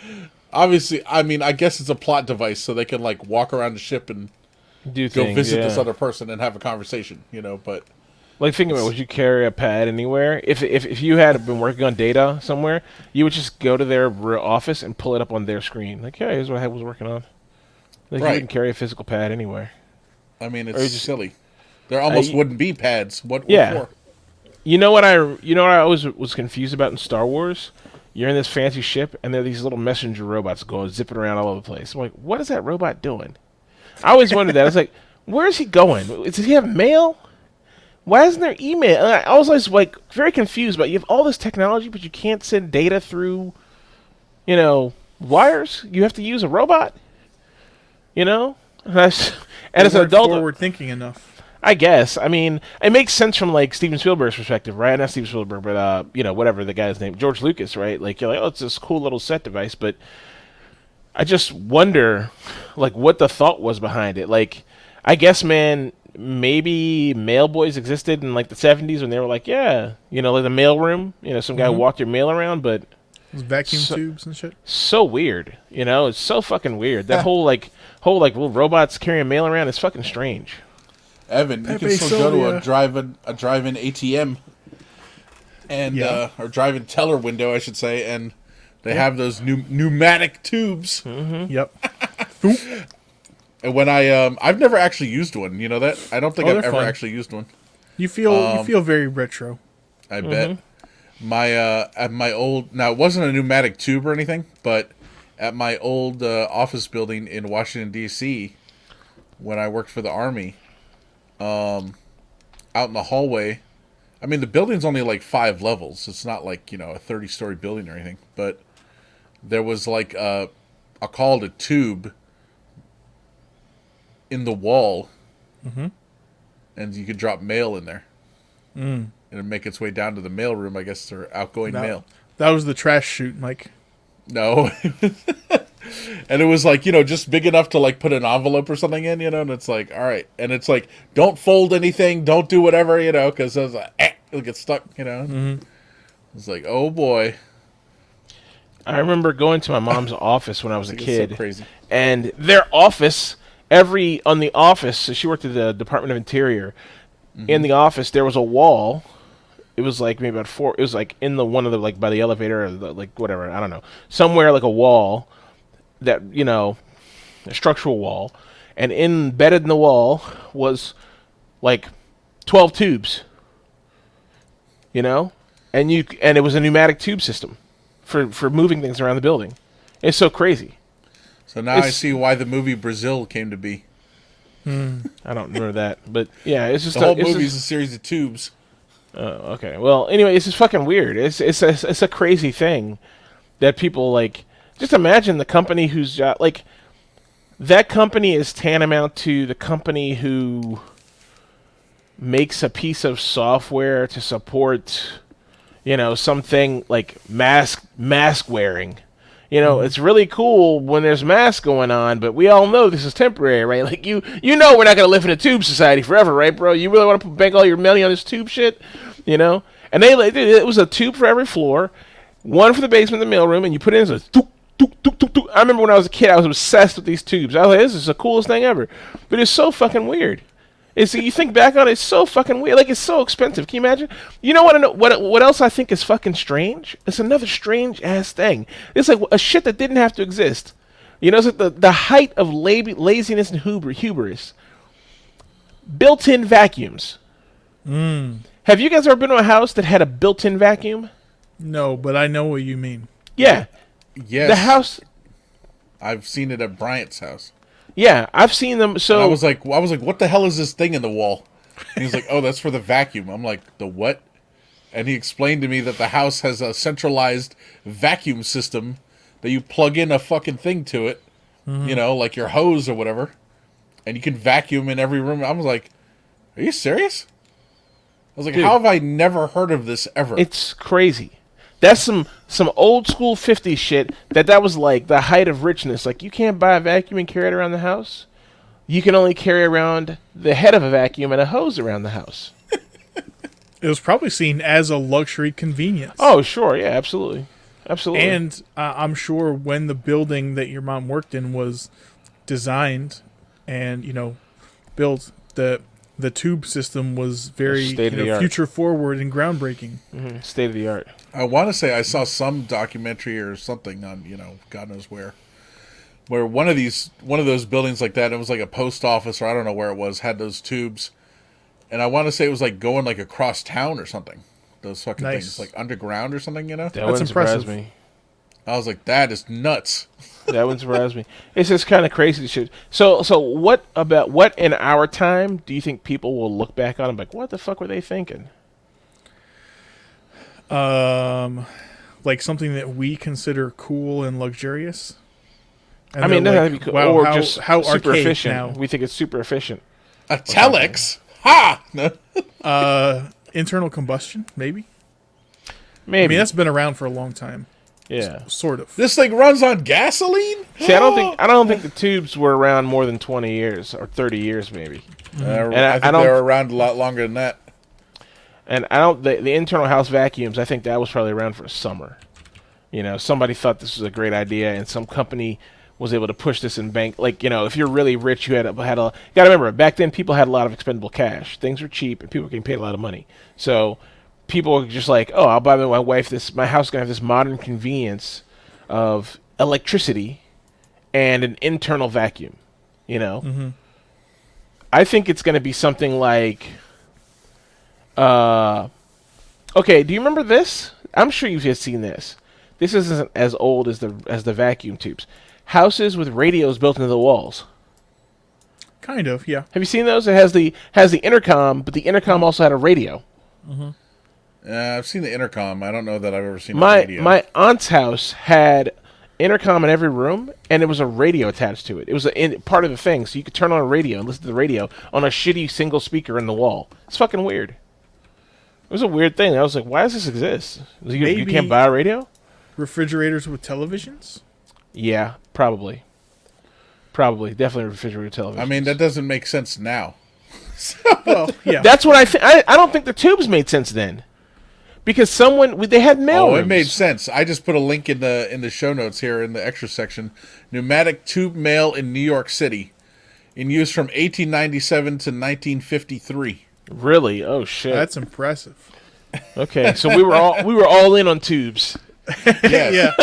And it was in London. Tubes, the big it was business, in folks. Philadelphia. It was here. It was there. It was all over the fucking place. So it's like, damn, they got the tube system. These guys are living in the future, bro. That's what it was like. And honestly, it's kind of cool, but yeah, I mean, it's probably a lot of infrastructure for that. Maybe it'll be the if they ever come off the ground, the tube that for the Teslas to drive in. Yeah, was it Hyperloop? Hyperloop, yeah, which turned into just a Man, his we're personal underground full highway. circle. Yeah, We're back to the back in a tubes. tube, back in a tube. Yeah, See? maybe tubes are the perfect. It's the perfect equation. It's the tube. Yeah, it's round, You know? it's a circle. Yep. It's a What's perfect- that? What's that crescent? The mathematical perfect crescent or whatever. Those are the picture of a shell. I forgot what it's called. A Fibonacci sequence. I want to be like, it's the Jaeger loop. Yeah, No, it's it's the Fibonacci sequence. no. The golden Oh. mean, the golden rule, the golden equation, the golden. Yes, you are correct, Sam. You're talking about the like spiral drawing. Yeah, that's a Fibonacci whatever. Okay. It's like I the thought perfect you were- mathematical not No, acceleration, isn't it but the you know, golden. I Golden swear it's like ratio? the golden golden ratio. ratio. Yeah, But That's I it. think That's they're together. yeah. I was Okay, thinking yeah. you were talking about Mike, you will probably know this. I can't think of the name. Imagine like the racetrack that circles back in on itself and it's like an infinite loop. You Yeah, go on you're both right. sides. It's a Mobius loop. The Mobius loop. Oh, Yeah. Yeah. like an You Ouroboros. say Jaeger loop. Yeah, no, not Yeah. that. That's a shot we do at the no. Okay. Yeah. Like Jaeger loop. Yeah. That's you do a shot and you're like, whoa, like It's like you fall down and break the speed of sound. The Jaeger loop. It's like there's a hell of a bang when you come Yeah. crashing down. yeah, Mobius loop. That's what that is. I wonder if it will be lab grown meat or like fake meats. You think? I think those will take over. I think it's gonna be huge. I think they are on their way up. But if the country ever cares about like health and realizes that not saying lab grown meat specifically, but like a lot of the vegan, fake meats now, they use like the lowest quality garbage ingredients and oils and shit that's like actually really bad for you. And I think the health industry is kind of coming around, but they're not going anywhere yet. Well, I think I think for that to kick off, someone has to say, okay, we're going to legalize cloning, and it's okay to clone only a piece of an animal. Like we have to get a certain place technology-wise and a certain mental headspace where we say, oh, there's certain things are okay.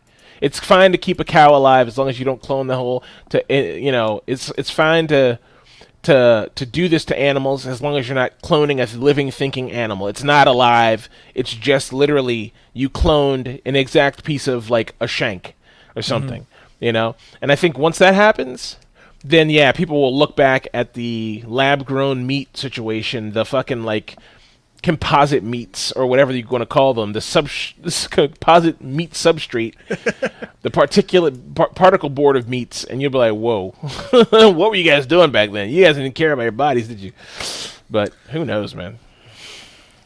It's interesting. I would like to see how this whole lab-grown meat thing turns out, because to grow anything, you need material. And if you don't have a living organism full of bacteria and organs converting, let's say, grass to meat, what's your source material going to be for this lab-grown shit? No, you make some genetically engineered monster that's like it's like alive with no brain, and all it does is grow fucking horses. Okay, so maybe you can like. It's not a word. I don't know what that is. I don't know what's a horse. I don't know. A shank. It grows shanks.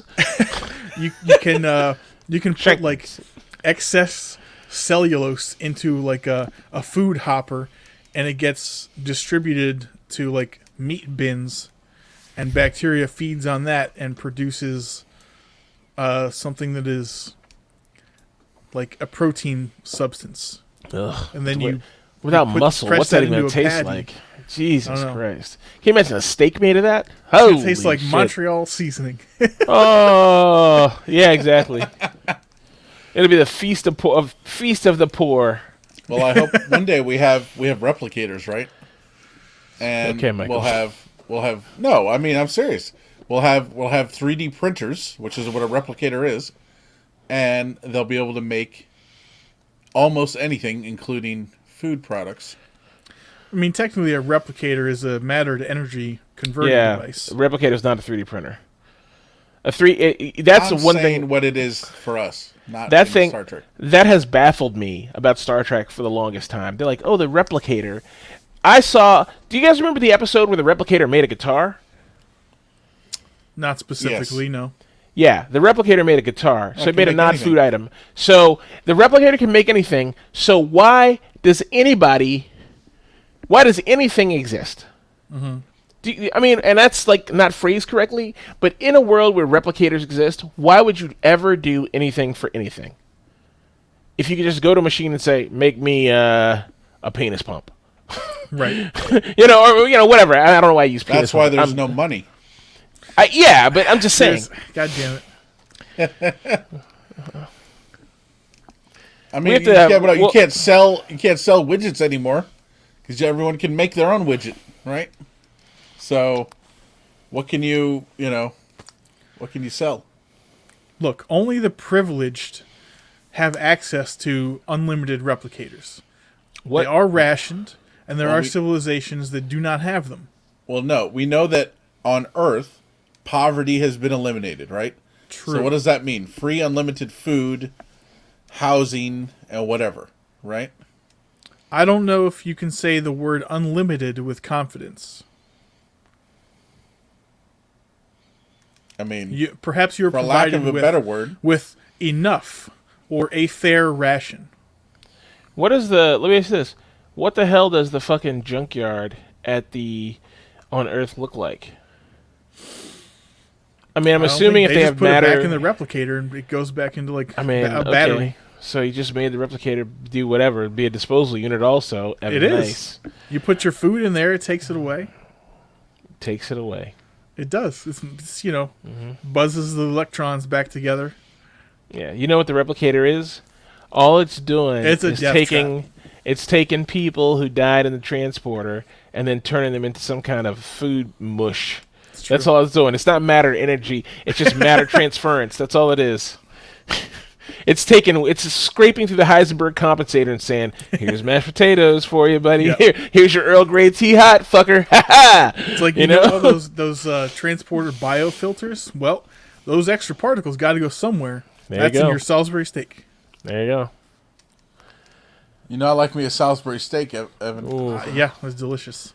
I love it. I love a low quality meat patty covered in gravy. It's great, Gross. isn't it? Yeah. Nice and soft. Oh Yes. yeah, Oh. yes, a nice I like- soft patty. I like my meat to squish between my teeth. Soft and salty. Yeah, gross. Very salty. I might have to go get me a family pack of that shit after the show. Michael, please, come on. The sauce. Ugh. The sauce is the best part.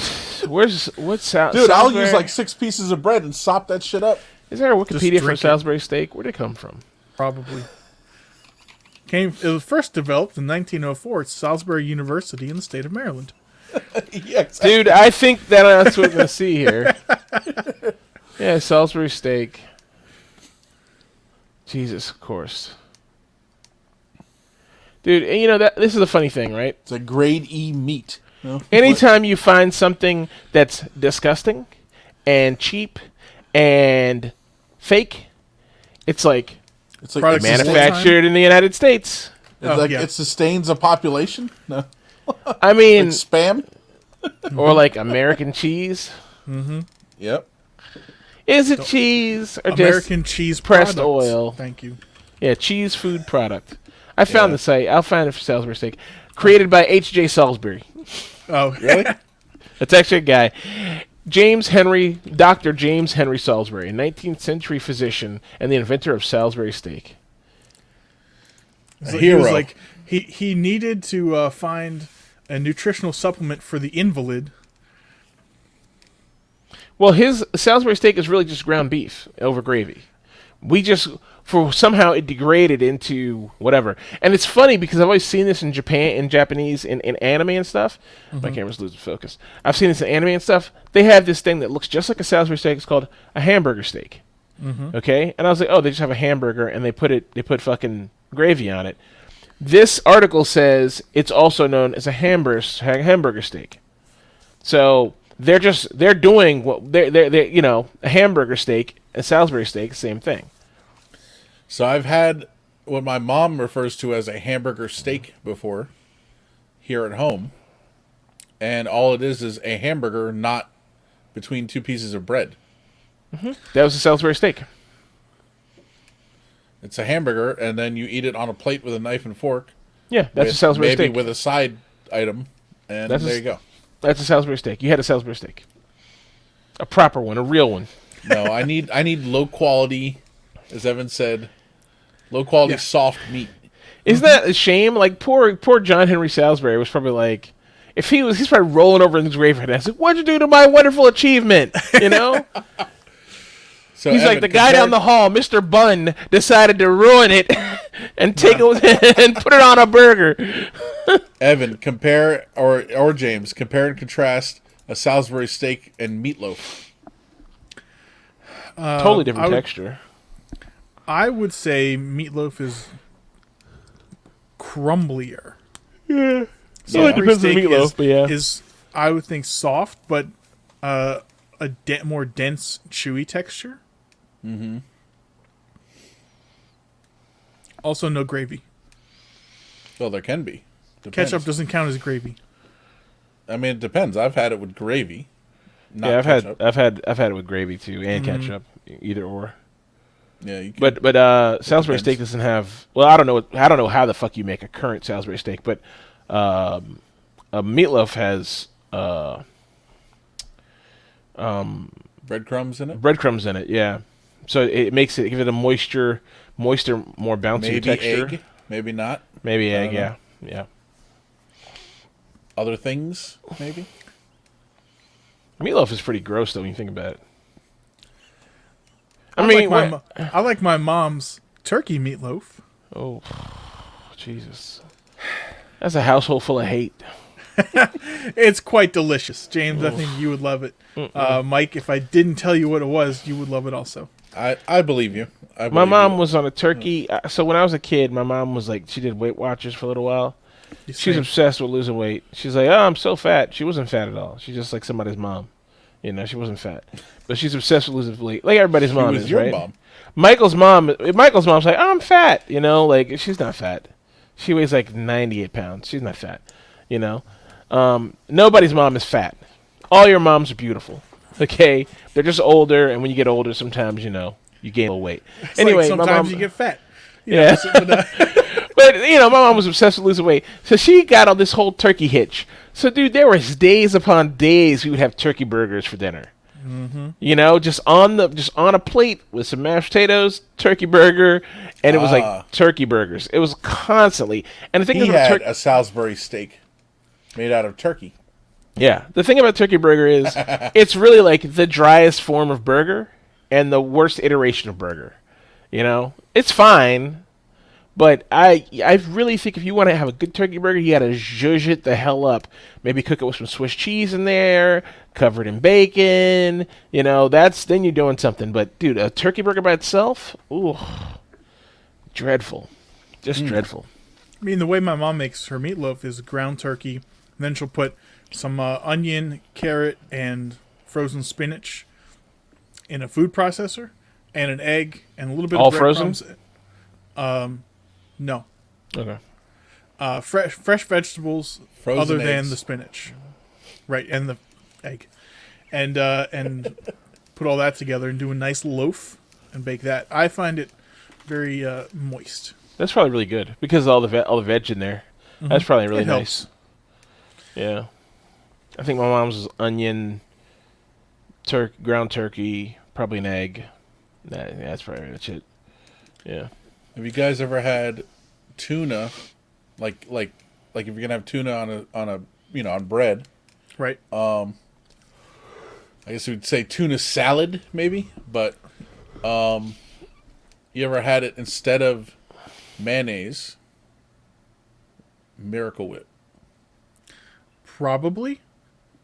That would never be my choice. I think Miracle Whip, fake mayonnaise, aka salad dressing, is gross. Mm-hmm. but I have probably had it sometime in my life, statistically speaking. Against your will. I just didn't know what it was. There is a reminder for James. You want to hear something gross and revolutionary?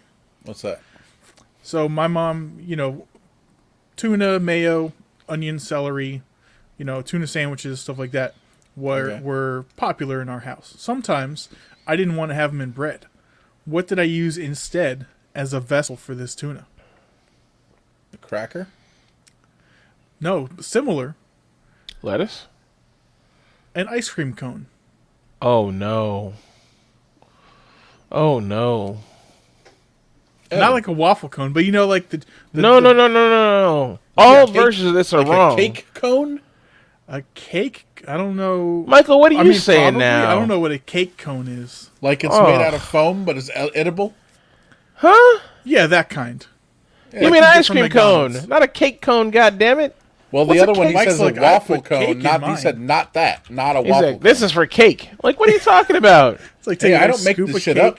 A tomato cone? No, Look man, up- not a look up- tomato cone, goddammit. Like, if you went to An McDonald's, ice cream cone. if you went to McDonald's and got Yeah. a ice cream vanilla cone, cone. Yeah, that that kind kind. of. That It's kind. not called a cake cone. Where'd you get that It name is. from? That's what it means. That's what it's called. Really? Google it. Cake cone. That's it. Does he use like funnel cake batter or something? I have no idea, but Well, anyways, I'd take a scoop of tuna, put it in that, munch on it. My It's good. God. It was as good as bread to me when I was like 7. you're a sick individual. Yeah, man. So much is explained about your life, about who you are as a man. I'm an adventurous eater. Yeah, I had olive ice cream. It was wonderful. I loved it.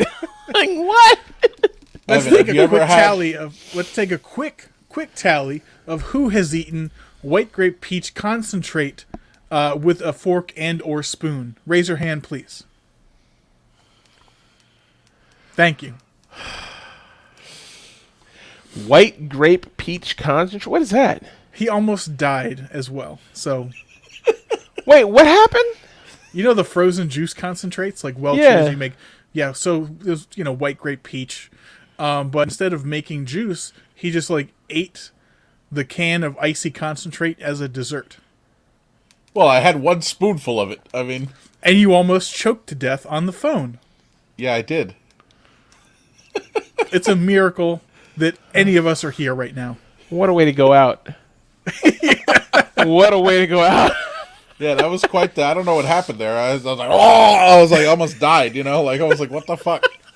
I was like coughing for like 10 minutes. Like it was God. crazy.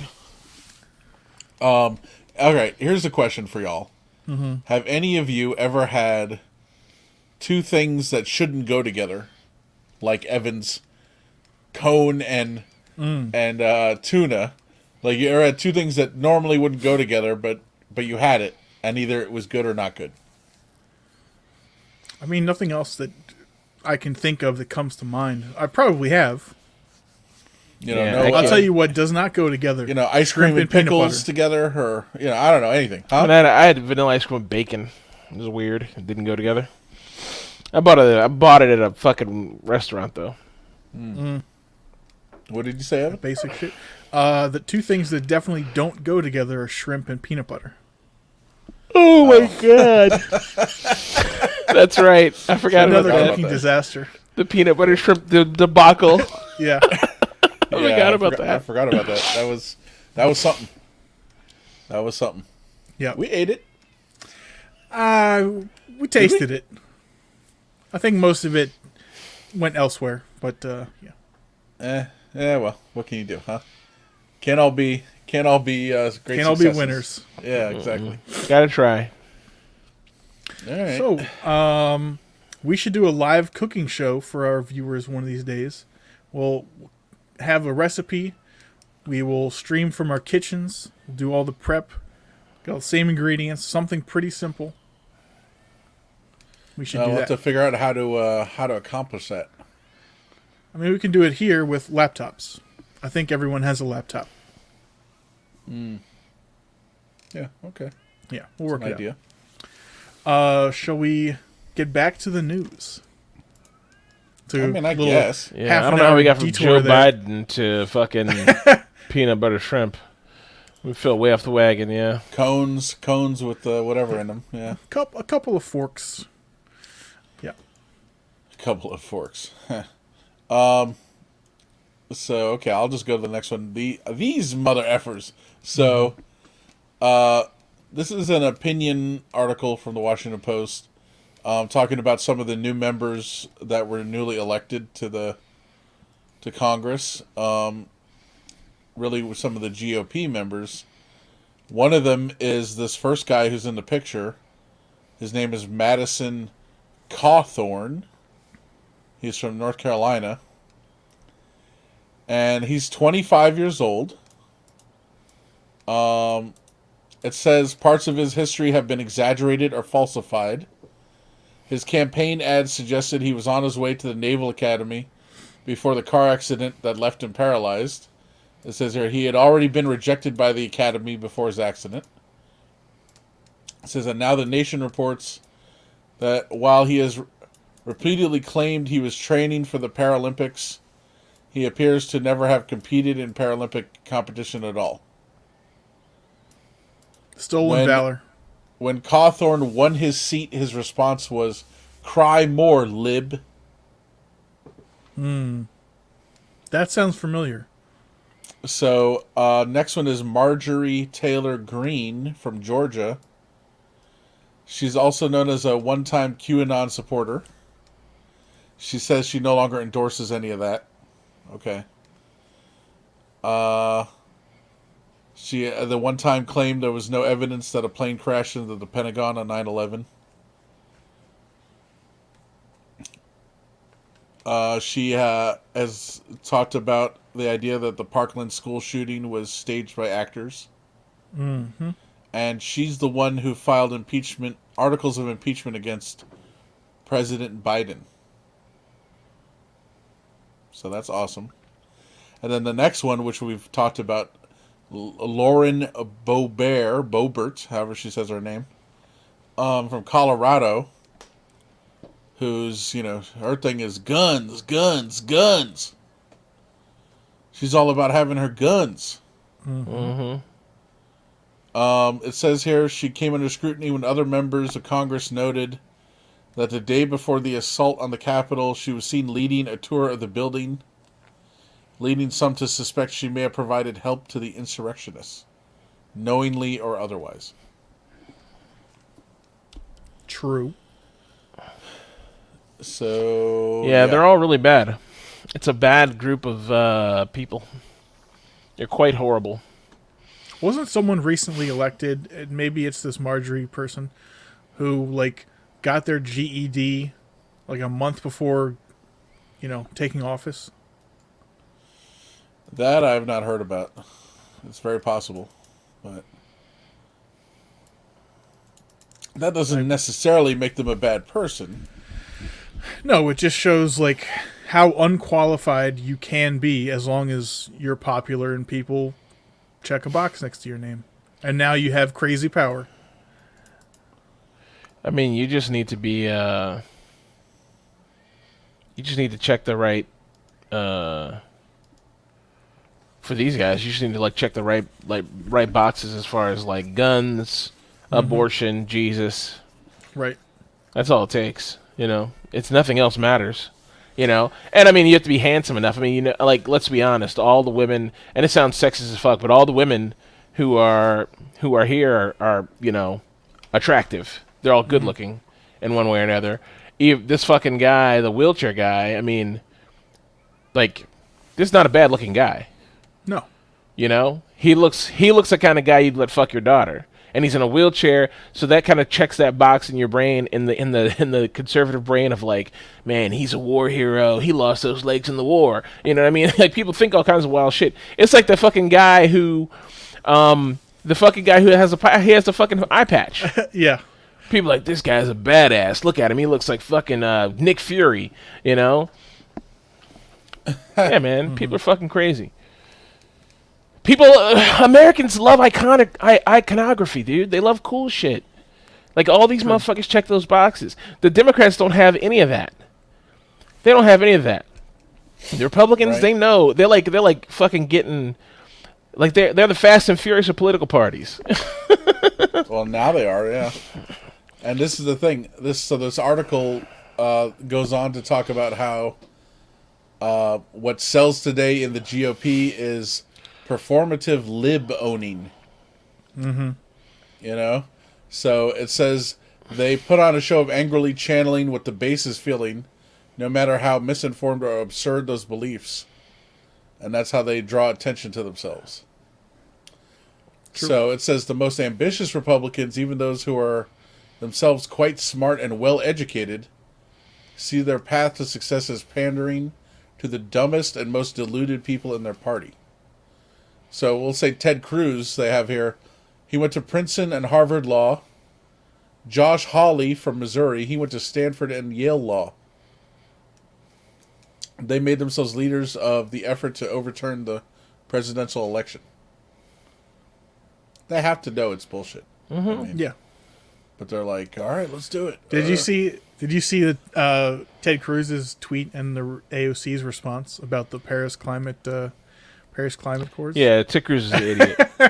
I mean, you know what? That's funny, though. That goes to prove what Michael just said.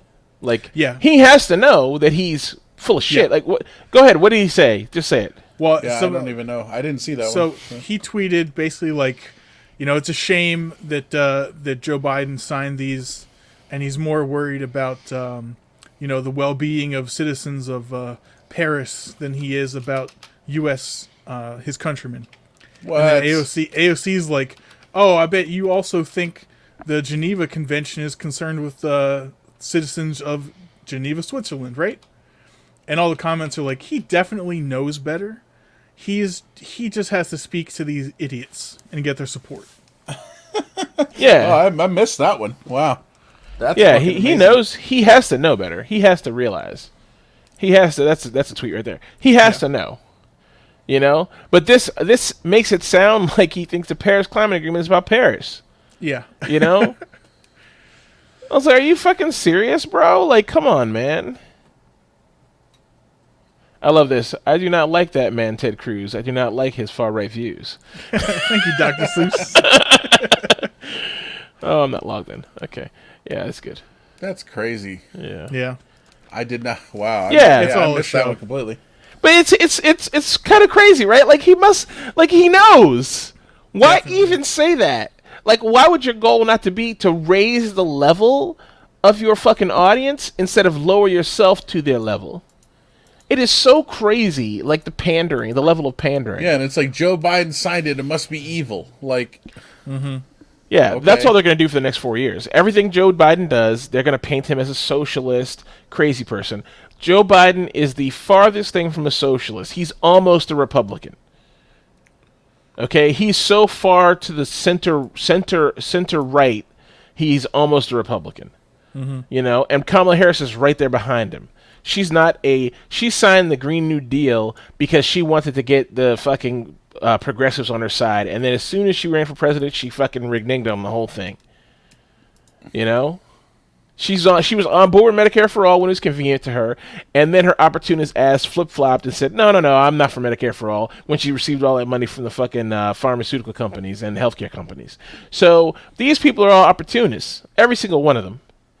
You know, and they're all horrible in their own way. Say the vast majority.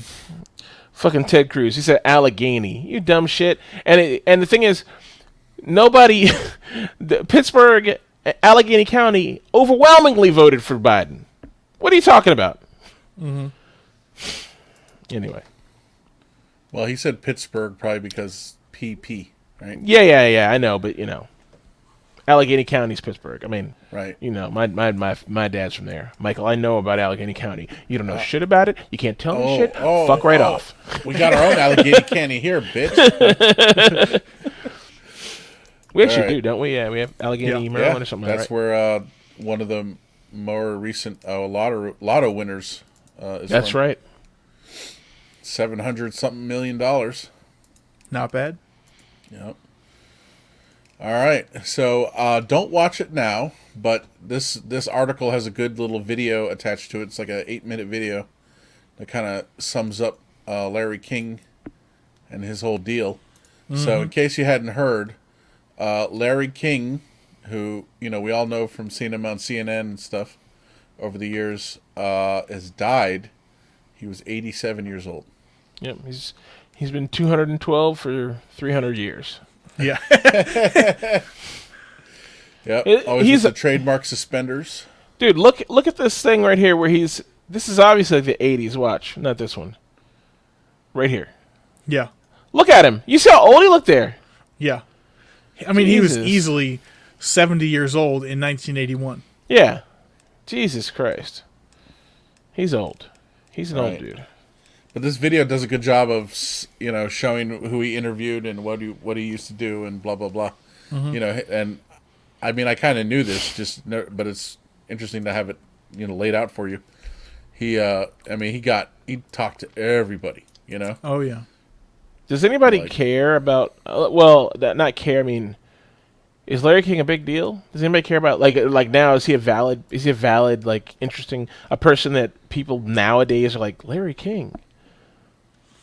Well, I don't think he was on the air too much anymore. I mean, he left CNN in 2010, and he ended up being on something called Aura.tv, which I've never heard of, to be honest. But so he was on the internet for a while. But I mean, I don't know if you remember, James, but I grew up watching him all the time just because my mom had it on. Yeah, I didn't watch him. Some boomer shit. I mean, my Your mom a boomer? Was My she mom watching didn't- the Bible channel all the time? What the fuck, man? probably. Yeah, my mom didn't watch Larry King. He Wow. was a thing that existed, but we didn't have CNN. We didn't have any of the cable news channels. We had. I don't even think we had cable. Well, we had cable, but I don't know what channels we had. If we had CNN, we never watched them. We might have had those channels. We just never watched them. I think we had cable for movies, and that was it. Evan, What? you ever watch Mr. King, even in passing? Or? A couple times. Never like a full interview, 5 minutes here, 5 minutes there. Yeah. But no, I mean, he used to have everybody on. Like, I mean, you'll see in this video, like, Yeah. everybody. He didn't have, I value his contribution much the same as I value the contribution of James Lipton and behind, inside the actor's studio and those interviews. But they don't have the zazz as like, Leno or Letterman. I Well, agree. it's not supposed to. It's obviously supposed to be like kind of straightforward interview, but what you got to remember during the height of his time, at least for me, he was just some dude talking to people, and it was very boring. I didn't have the attention span for it. You know what I mean? And as And he an probably adult, didn't really know the people he was talking to. yeah, exactly. I was young, yeah. and I didn't care about any of them. Well, yeah, same with me. But, I at least saw him on TV every now and again, My I knew mom he was existed. watching I knew he's this and that, famous, but I mean, Yeah. he was famous to me the way Donald Trump was famous when I was a kid. He was just some person whose name you knew.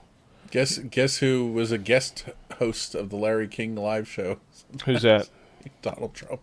Oh boy. Nice. When King was out, sometimes Donald Trump would be the host. Did he have the best interviews? Trump? Mm-hmm. Oh, I have no idea. They don't talk about it, at least in this video. I mean, they mentioned like Donald Trump was sometimes the blah, but that's about it, But this is like in the 90s, this is like early mid 90s, I'm interested in seeing those interviews Yeah, I to am see too. how Donald Trump, conducts himself as a host. He's probably in there just talking shit. He's probably in there, shucking and jiving with them. I wonder if any or all of these are select. Some of them are available online, even just the Larry King ones. It'd be interesting to must watch. be. Like I even saw one where he interviewed like Yasser Arafat, like the guy from the PLO, the guy from Israel, and the guy from somewhere else, like all on the Putin. same show. Really? And they're like, we're going to talk about peace in the Middle East. It's like, holy shit, like, Jesus, that's powerful. yeah. Yeah. So there's like cool shit like that, It's like, whoa. I mean, you see him interviewing Nixon. You see him interviewing this. You see, Yeah. like He almost interviewed- every former they showed president, Putin if right not all there. of them. Huh? They showed Putin right there. Yeah, Putin, everybody. That's the thing. He could get pretty much anyone. You know, like So no one he's else would get them. a massive figure He in was that Howard space. Stern before Howard Stern, I guess. I mean, or Larry King is Howard Stern. Sorry. Howard Stern is Larry King. Yes. That's what I mean to say. Well, for, I don't know. For a different generation. yeah. Like maybe. I mean, Howard Stern is more. What's the term? Right, a shock jock, right? Yeah, and you're not Yeah, going to but see he's Putin like the on king Howard of Stern. interviews. I guess, but you're not going to see like Any power series. brokers on any Right. anyone serious. Yeah, it's you see Putin next to fucking what's that black guy with the weird face that he always has on there? Peanut butter or whatever his name is. Oh, God, I want to call him Frankenstein, but I don't think that's his name. Dwarfy Mc. Yeah. See, it's Yeah. a little different. A little Yeah. different. It's different. You know, You it's see where Larry Putin King riding the Sabian. Oh, Larry King might ask, like, you know, how's the state, you know, of your country's morale? Where Howard Stern's like, you like anal? yeah, But, you know, they both get attention for big figures. yeah. Yeah, I gotta be honest with you. I've probably seen more of Larry King than I've ever seen of Howard Stern. So I Not was a bad never a thing. big fan of Howard Stern. Yeah, I mean, either Howard Stern's too casually racist to me. He says some things I'm like, what the fuck are you saying, dude? Well, that I don't know. I'll take your word for it on that. I mean, he comes from a different generation. It's not even. He just comes from a different generation. Don Imus, I know, is probably casually racist. Correct. And I think Another he guy got from a different canceled. generation. I think he got canceled He did. at some point. James, to go back to what you were asking, Howard Stern's friend, his name is Beetlejuice. Beetlejuice, that's it. Oh, I know who you're talking about. Yeah. See, I'm right. I probably saw a clip of that dude once, you know, but he's like a crazy looking black dude, right? Yep. Yeah, he's got some stuff wrong with him. Yeah. Just Yeah. a couple things. Yeah. They're like spell color. He's like FOURTOLOUS. All right. Like, I've seen some video like that. I was like, what the fuck? Like, That's great. He like accidentally spells fortuitous. yeah, exactly. It's like something like that, you know? Like, and they're Oh like, God. you're like, what the fuck? Like, okay. I mean, yeah, I don't have. I mean, I don't really have a problem with Howard Stern, you know, per se. It's just I just never watched him. You know, I was like, it's not really for me. I mean, what you're trying to say is he's a low quality human being. You just, I'll say it for you. Okay, sure, we can go with that. And who's another one that's kind of like that, maybe, or a similar show, and I really don't know that much about it. You two might know more. Is Opie and Anthony? I never liked them. I've never really listened to them. I don't really know one way or the other. I didn't even know who they were till like way later, you know? Yeah. So, Oh my God. I found the video. It was like spell red. He's like LSTER. okay, there you go, yeah. I'll put the link down here for you guys. They're like, let's have this mentally ill man on our show. It'll be hilarious. Ha ha ha ha. You know? Yeah. Like I don't really get it, you know, but I mean, you know, like watching it in this context, like it's funny, but Right. at the same time, man, it's cringe because it's like, you know, I guess it's good you're giving like this handicapped guy a job. I guess at the point of like picking fun at him for like fucking 20 years, you know, and he has a black lady on his show, but he says like some random shit about black people all the time. I'm like, what the fuck? But it's painted through the lens of like comedy, so it's like I guess it's okay. I guess if you're into that, but then you look at Howard Stern's audience, and you're like, who's this for? You know. So I don't know. I mean, I've watched Howard Stern. I've watched like when he has porn stars on. I've seen it, you know, because I'm a pervert. But I mean, those are fun. it's not for me. Give me I'll take my shock jocks at DC 101. Thanks. I love Elliot. He's great. Yeah, I'll take Elliot in the morning any day. He's not a racist piece of shit. He doesn't fucking Hello, class. whatever. Yeah. the other guy that I like, unfortunately, he got canceled, and he probably deserves it. But the other guy, like you were saying, like Larry King is kind of like James Lipton, you know. The other guy who's like that is what's this fucking guy? He was on the CBS News most recently, and he got Bill canceled. Maher. No. I don't know anything about Bill Maher. So He's another piece of shit. Is he? I mean, he's a jerk. He's a fucking dickhead. Is it Jim Lehrer? Name's familiar. No. I don't really know who it is though. No, it was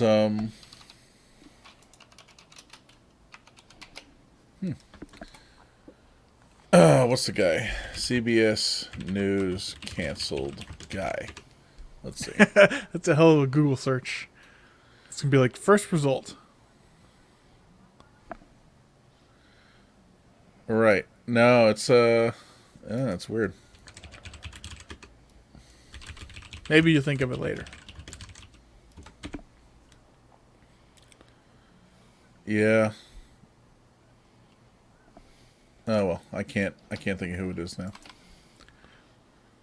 Perhaps as we continue the show, you will get closer to your answer. Yep. All right. Well, we can move on from Mr. King here. Mm-hmm. Rip in peace, as you like to say, Evan. True. Okay, well, we'll just go to my next link here. A SpaceX launch. And I didn't even know that this was a thing. I mean, I guess I knew that they could launch multiple satellites together. But apparently the satellites are getting like smaller and smaller. Yeah, are they like basketball sized? Yeah, apparently there must be a hell of a lot of fucking satellites up there at this point, man. I mean, in general, yes. There's coming up on 1,000 Starlink satellites just by themselves. Well, I remember reading like maybe 10 years ago or something like that. There was like they were tracking like 24,000 objects in orbit. You know. Yeah. So now it's got to be. Dude, you know how complicated it is to schedule a launch to get through all that garbage? Right. Exactly. That's what I'm saying. It's like this is going to be a crazy, problem. you know. So apparently this one, which was called Transporter 1, carried 140 satellites into orbit. 140. Now apparently they're calling these things these small satellites or small sats. It says these kind of smaller satellites have been rising in popularity for the last few years. It says they range in size from as small as a smartphone to as large as a refrigerator. I mean, if you have the smartphone ones, what the fuck can they actually do from up there? Yeah, I mean, that's crazy. Like, imagine, like, literally your fucking smartphone, and they're like, all right, this is going to be the satellite. We're launching this. It's like, what the hell, man? They said the ones they launched, 10 of them were for the Starlink. So initially I thought, oh, these are all for Starlink. They're going gangster, you know. Right.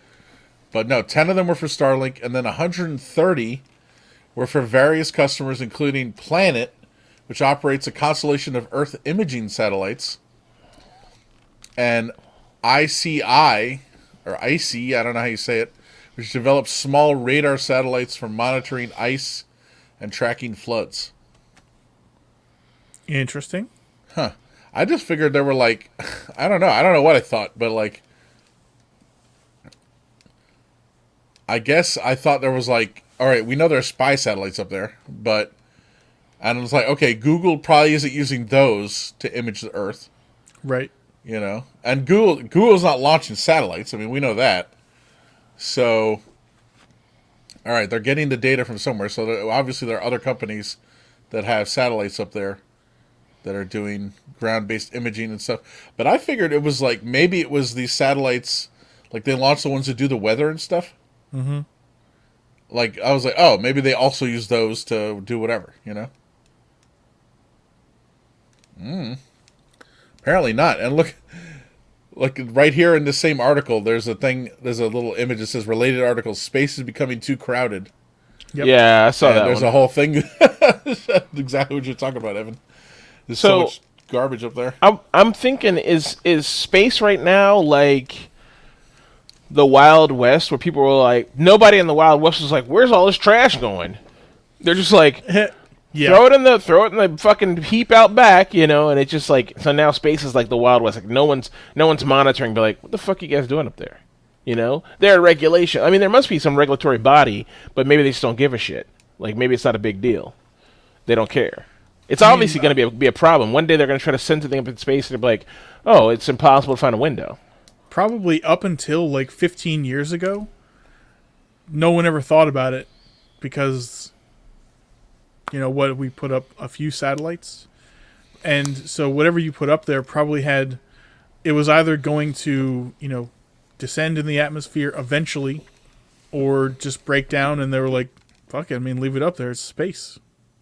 There was no planning to get rid of it. Right. That's why we need lasers, right? Yeah, I forget which book or which movie or what, some sci-fi thing I was reading where they're like, we had to do the great cleanup. Yeah. And like get rid of all this stuff that was up there. Cause it's like the oceans with all the microplastics and garbage. Like the great garbage reef off the coast of, Hawaii and California, whatever it's called. Yeah. It's the Atlantic Ocean's or Pacific Ocean's Fatberg. Yeah, there's an anime about that where it's just about a company who's a team of people whose job it is to clean up satellites and deorbit them. Like that's their whole job.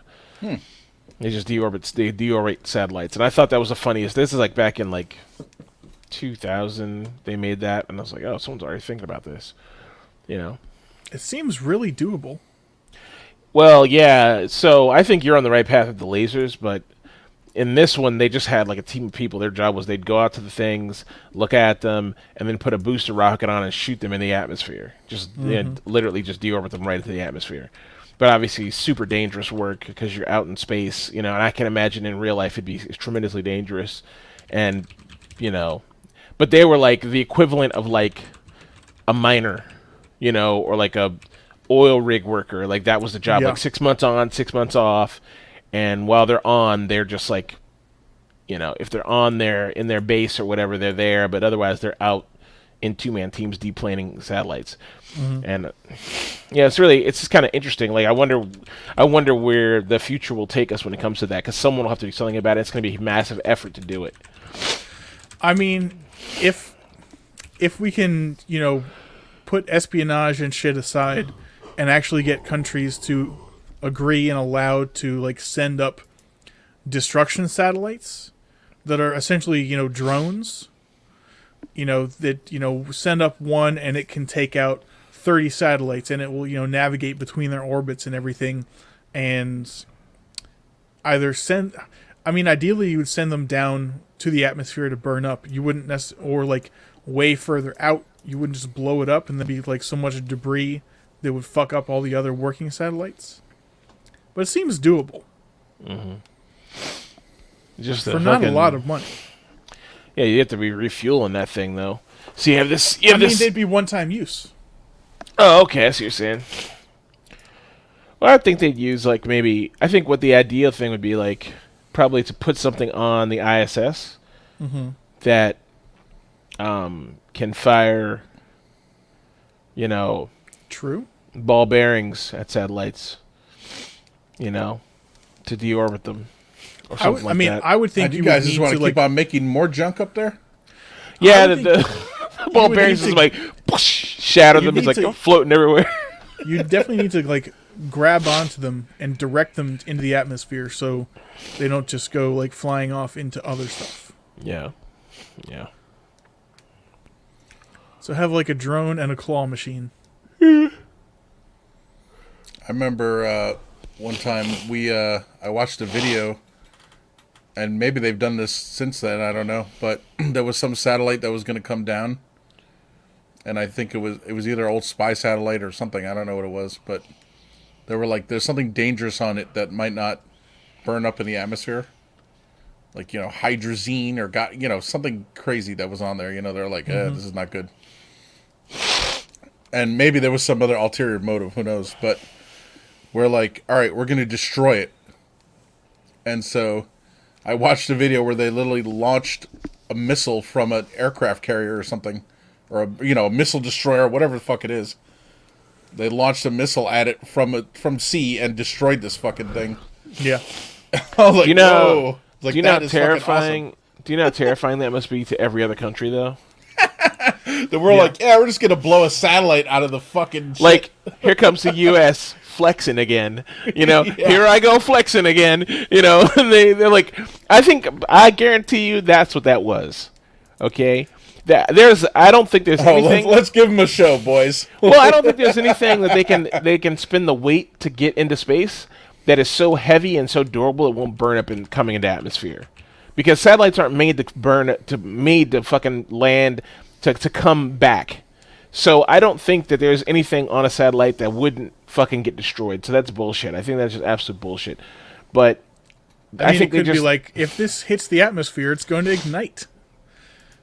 I mean, okay, so it rains Burn a off little all fire. the oxygen, or like ruin the ozone layer. I don't think they give a shit about the ozone layer. I think they did that because they were like, they want to be like, China, Russia, we can hit your satellites anytime we want. True.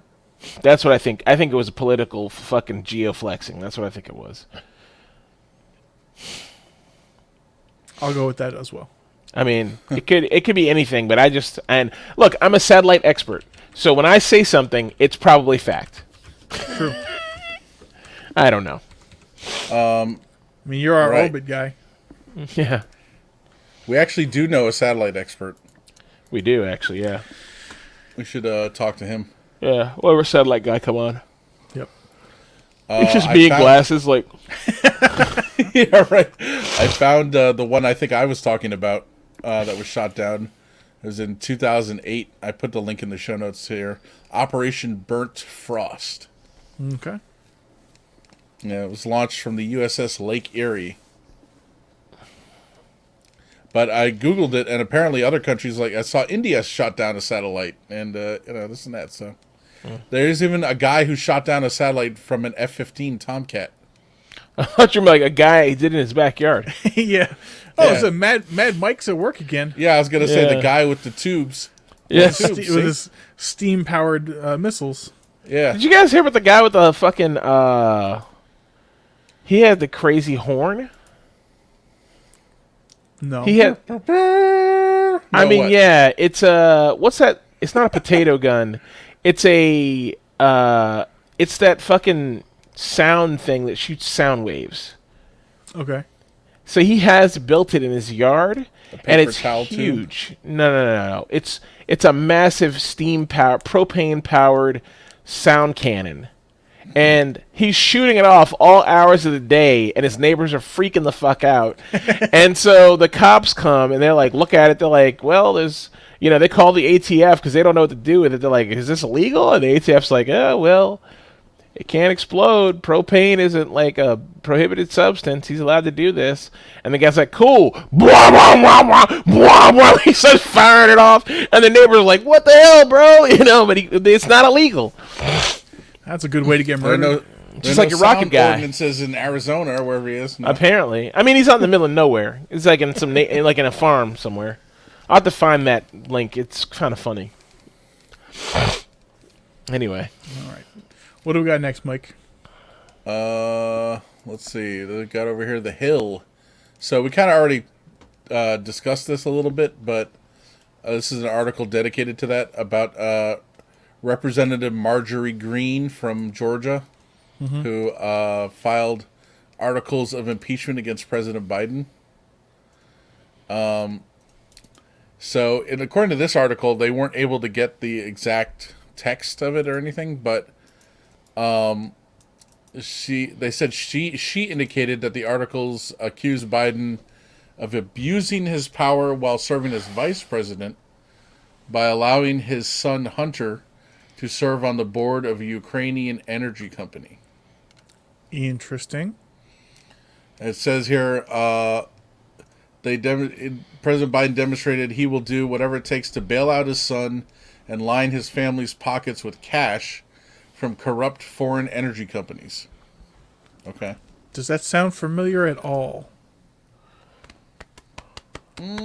Sort of, but James, any truth to what this is saying, or maybe, I but don't it know. can't be proved, or I what? mean, Biden is a politician, so it's probably true, but he's not an idiot. He's not like Trump. He doesn't think he's bulletproof, so they're obviously gonna double blind protect themselves against like getting caught up in this. You Mm-hmm. know, I mean, I Hunter Biden he was on the board of Gazprom or something, some Ukrainian company that's actually a Russian company, and he made like $40 million, something like that, with no skills or experience. So it's super sketchy. But this is America, right? Like we're an oligarchy. I mean, a corptocracy or whatever. Like it doesn't matter. Like nothing's gonna happen. Like this is so. My whole problem with this is they put two phony baloney impeachments against Trump. And when I say phony baloney impeachments, is like they had real things they could have impeached him on. They didn't go after him for. They went after him for things that they knew they couldn't impeach him for because all they want to do is politically hurt him. And so by doing that, they told the Republicans impeachment is now a viable weapon that you can use against presidents. So that's what this is. So from now on, just like the filibuster was a thing that was rarely used as a political tool, but now it's used all the time with willy-nilly. No one gives a shit. It's just used all the time. The same thing's happened here. They're going to tie presidents up in bullshit impeachments and waste all everyone's time. This is going to be a thing that you do from now on. So it's like it's like nuking a country for littering. You know what I mean? It's like, and it's like now we just casually nuke. Instead of shooting criminals, we just gotta nuke them. I mean, that's what this is. It's just nuking a president because you can, and so trust me. Next Republicans in office, they're gonna impeach him for something stupid. Like they're not gonna get Trump on the new impeachment. They're not gonna get. They didn't get him on the old impeachment, and all this does is make Democrats look bad to Republicans and show all those QAnon and Trumpers that look they wasted our time again, and they're out. They're out for blood. So. So, I interesting you brought up the filibuster. I was reading something. I don't remember who it was now, but someone tweeted that they were saying that the filibuster was used primarily by Republicans in the Jim Crow era, and that it's time for it to go, basically. And it's not in the Constitution, it's not anything like that. And they're saying now that the Democrats have the numbers, they could just get rid of it They're not completely going to, though. if they wanted to. They're not going to. Because Democrats are just as bad as them. They're not going to get rid of it. They're not going to do anything to forward our country or progress us or progress the place where they work. All they, They do don't is even have regress. to actually filibuster anymore, do they? They're just like, I intend to filibuster, and then that Yeah. stops it. They don't have to read garbage for 27 hours anymore. Mm-mm. Oh, really? Nope. I wish. See, I think. I say, okay, keep the filibuster. They got to stand without pissing and doing anything for 27 hours. Okay, cool. Right.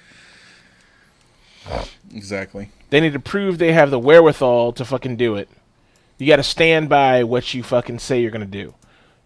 These words have meaning. You should, you know what I mean? But Yep. nothing means anything anymore. Like, nothing matters. It's all bullshit. Yeah, I agree. All right. Well, that's all I want to say about that one. Okay. Let's get the next article here. Girl with a pearl earring. So this one I found to be really amazing. So the girl with the pearl earring, they took the painting, this famous painting. It's 500 years old or 300 years old, something like that. They took this painting and they scanned it. They scanned it at I think 10 gigapixels. Mm-hmm. Okay, Impressive. and it's honestly fucking amazing. Yeah, here we go, right here. So here's the scan, okay, and if you look at it, like that's it right there, and it's like.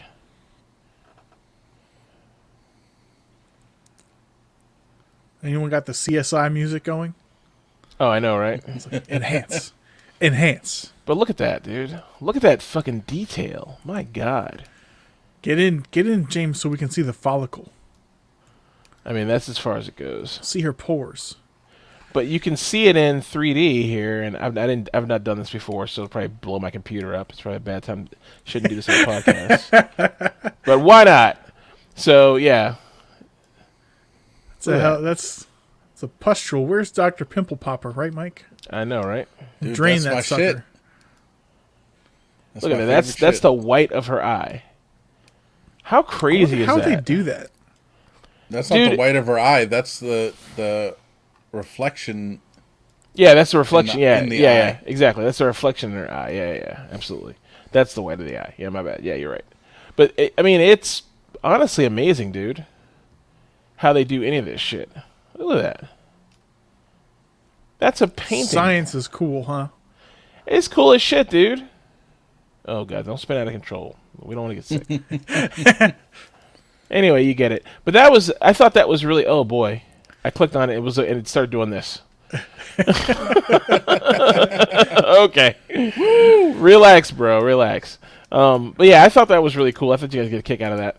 Mm-hmm. Yeah, so they actually have a video here showing them scanning it, and I'll put this up real quick so you guys can see here.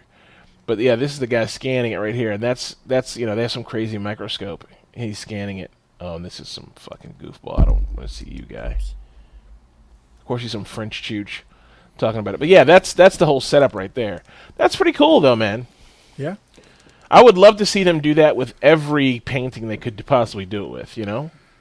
Like, that would be fucking cool. Just to have those records, those long-term records. Another way of preservation. Yeah, I want to see them do that with someone's face. What, or a testicle. Put it in there and zoom in. Zoom in, enhance. Like, God, what is that? Yeah. Yeah. You see that creature there? Yeah. But I wonder how long it took. Anyway, I'll have a link to the video and everything in the show. Look at that. Look at that. Whoo, that resolution. But yeah, I'll have a link to the video and everything so you all can see it if you want. So everyone can watch the process. Very cool stuff. Okay, awesome. That is pretty cool, James. Thank you for that. No problem. Very, very entertaining. Would you like to tell us what else is entertaining? Warrior. No, this is a different one. But Yeah. Yeah. Come out and play. Yeah, so this is actually a 2-year-old show I didn't know existed. It was on Cinemax. And it had it's about the migration of Asian Americans in the 18th century or not 18th century, 19th, early 19th century, early 20th century, whatever it is. I don't know how the centuries work. Anyway, they had stupid. yeah, LSTR. How does time work? But it's about them immigrating to San Francisco and working, for basically as indentured servants or slaves, to build the railroads in the West in America post Civil War, and it's about the tensions between people who fought in the Civil War and people who. So you have basically all these Irish people who fought in the Civil War. And they're in San Francisco now, and they're like, the damn chinks are taking our jobs, damn John Chinaman, and they're pissed at black people. They're I freed those damn slaves, and then so there's all this like bigotry and racism going on, and I'll be honest with you, I came from a time when all media was just like whatever. It's just like about people being people, and all those people happen to be white. Now it seems like all media is like, let's take a shit on white people, you know what I mean? So I watching this, and look, let's be real. A lot of this shit is true, right? Some people in the past have done some fucked up things, but I feel like if I was a white guy and I watched this, or if I was an Irish white person and I watched this, I'd be like, ugh, again with this shit. You know what I mean? Like, man, it fucking sucks to be white right now. We're taking a nosedive. Our stocks are going down. And this is just more of that, but it's good. Like, it's by Bruce Lee, it's written by Bruce Lee, and I guess he wanted to make it a show back in the day. And so he pitched this show, and he pitched what's the show with David Carradine, the wandering Asian fighter guy? Kung Fu: The Legend Continues. Yeah, Kung Fu. So he pitched Kung the Fu. original, yeah, not The Legend Continues. Yeah, I never pitched, saw the original. So he pitched Kung Fu to be his show, and they said, "Oh, it's a great idea. We'll give it to a white guy to do." So they gave it to David Carradine to do, right? And he pitched them this, and they were like, "Well, why don't you fuck right off? We're gonna have Derek Cave do Derek Cave. Biggity boop. We're gonna have David Carradine do Kung Fu, and that's the only show you're gonna get." And so someone decided to pitch this show again. And it has John Wick style fighting, and it's great. It's a win, hands down. If you want to see Kung Fu, you want to see like fucking like Kung Fu ass kickery, current times. It looks good. It's fun to watch. It has a like Peaky Blinders, Game of Thronesian style of mafia shit going on. A lot of it takes place in Chinatown. It's about the Chinese Tongs, which is like Chinese social clubs that turned into gangs that ran Chinatown, and the opium trade back then. Man, Michael, opium I feel like could be your drug of choice, man. Like you could bring opium back. I feel like Michael needs to be in an opium den. It feels like that could be his thing. Well, let's figure out how that works, and let's also figure out what hashish is. Yeah, And, true. I mean, I think Mike's much more of he'd be a lot better on cocaine than opium. Opium really just puts you down. That's what I think he'd like it. I think he's like, this is great. It's like super mellow. Only problem is opium dens look really sweaty, and I don't think Mike will be all about that heat. Right. No, it's too hot in here, dog. No, I mean, no, Mike, no. I need me a cold drug. Need some crystal meth. Yeah, there crystals are much like ice, and they're cold. Nah, everyone who's on crystal meth, they look sweaty too. I don't need that. Yeah, true. I mean, there's not really a drug for you then. Everything pretty much makes you sweat. You know, I'm not into sweating. You know, I mean, I know there's all evidence of the contrary, but it's not really my bag. You know, I mean, it's not something that you would choose to do. It's not right. It's not my preference. Right. Right. All right, James. So we'll have to check this out, huh? What platform is this on? It's on HBO Max. It's a Cinemax original, but it's on HBO Max. Okay. So I shouldn't have shown that trailer. I'll probably get a copyright strike for that.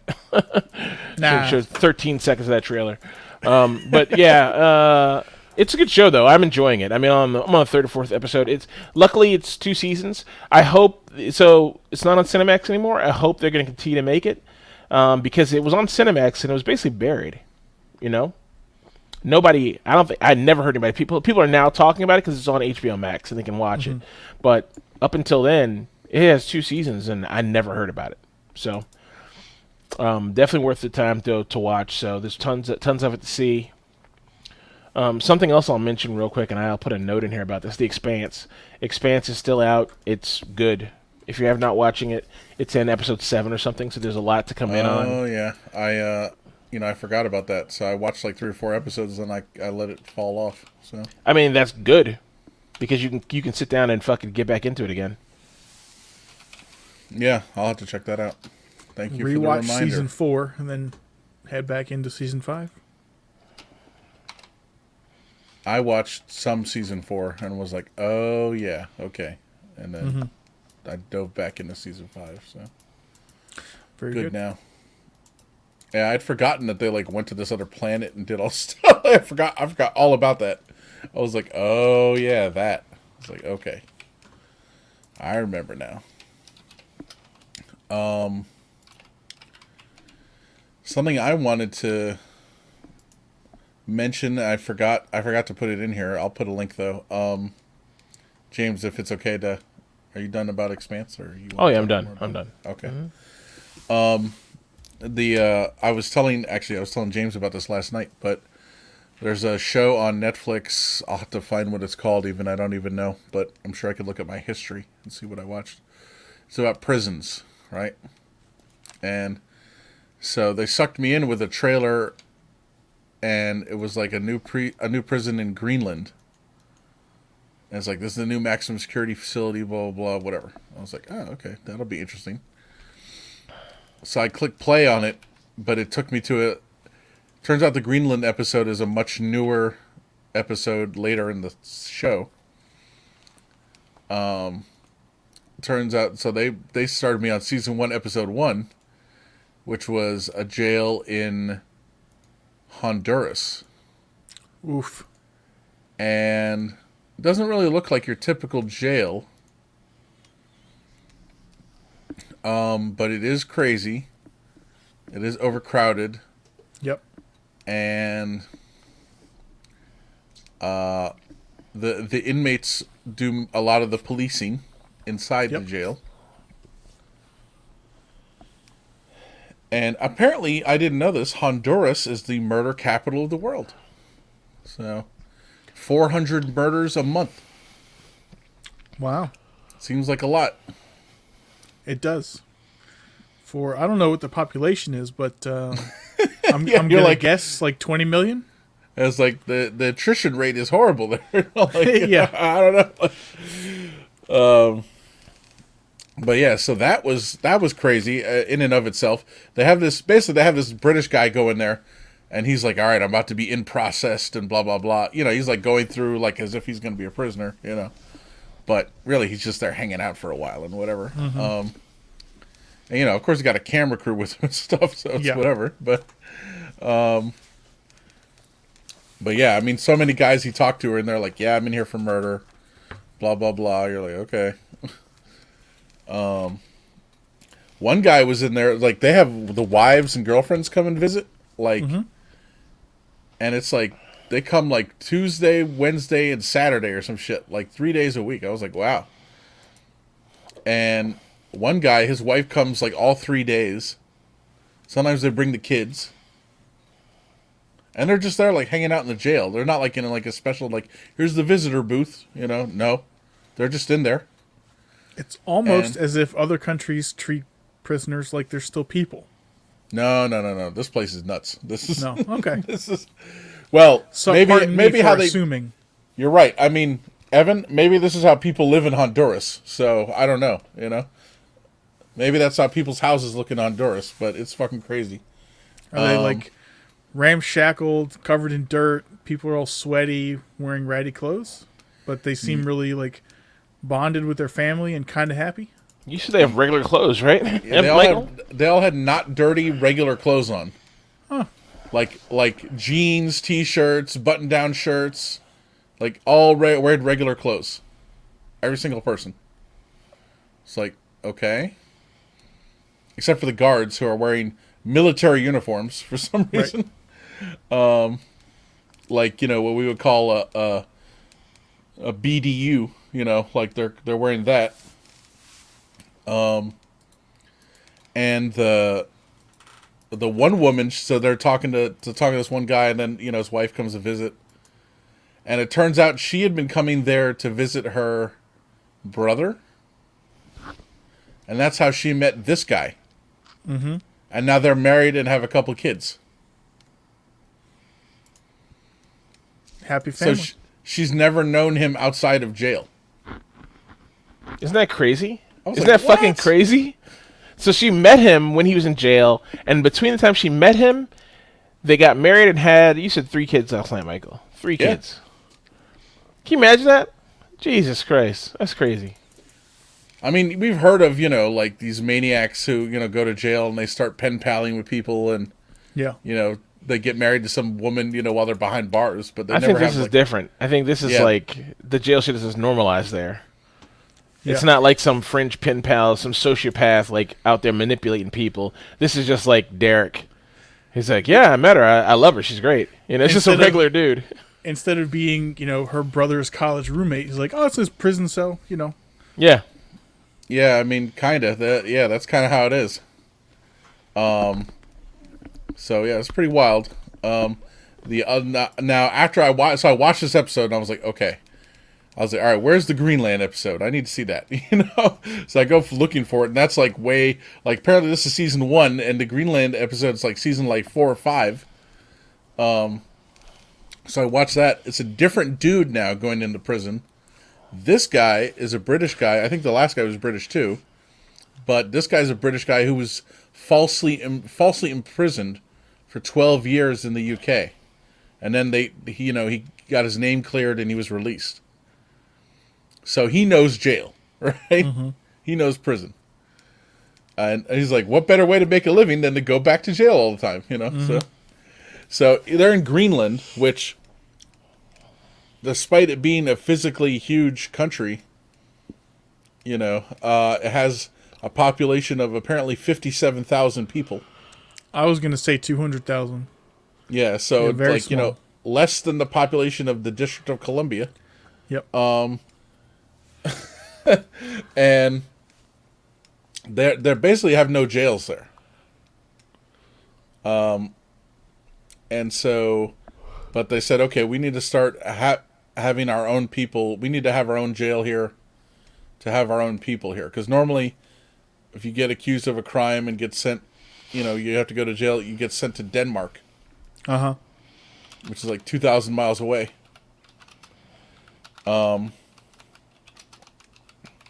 And so they created this new jail.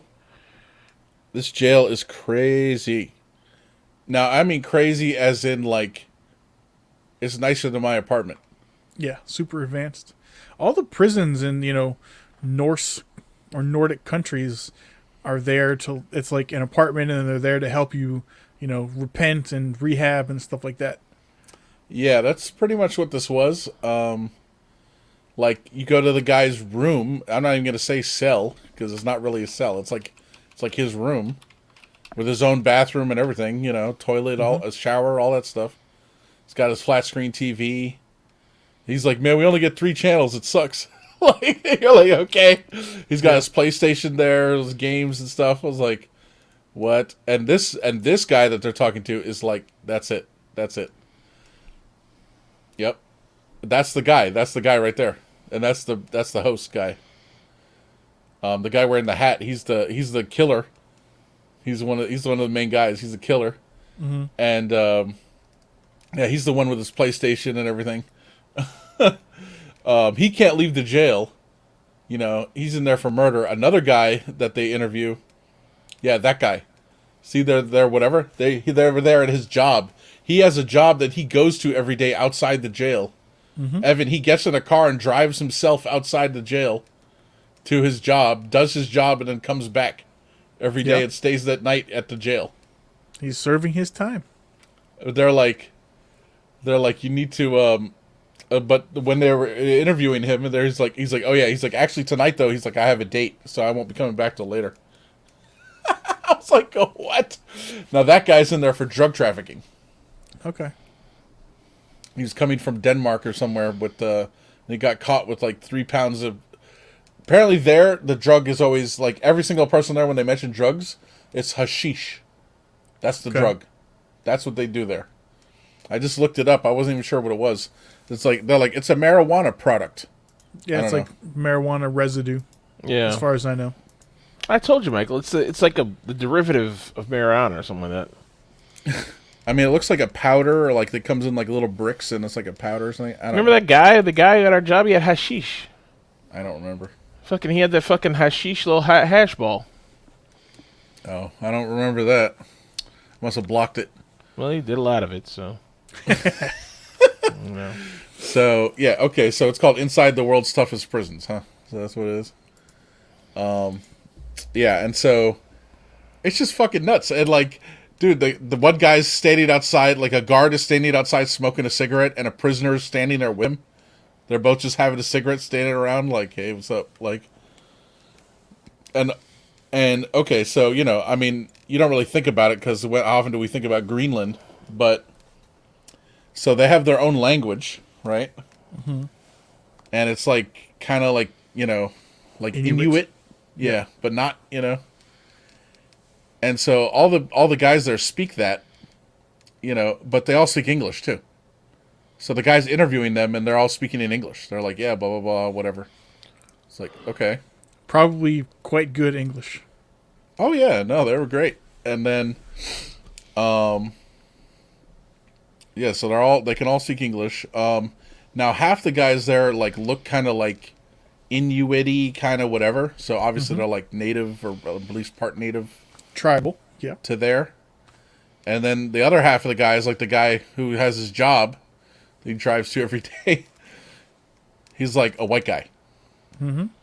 You know? So obviously it's like colonizer, you know? Descended from colonizer. I mean, like pretty much all of us are here, except for you, James. Oh. But but all the guards, at least all the guards that I saw, all white people. Of course. All of them. Yep. And one of them, they talked to her. She's like the, you know, been on the job forever. She's like the old salt or whatever, you know, like the old fucking whatever. She used to work at a jail in Denmark. She's like, over here it's fucking nothing, you know, it's blah blah blah. They don't have no discipline, no this, no, you know, it's just going on and on. So anyway, I just saw those 2 episodes, both pretty nuts in very different ways.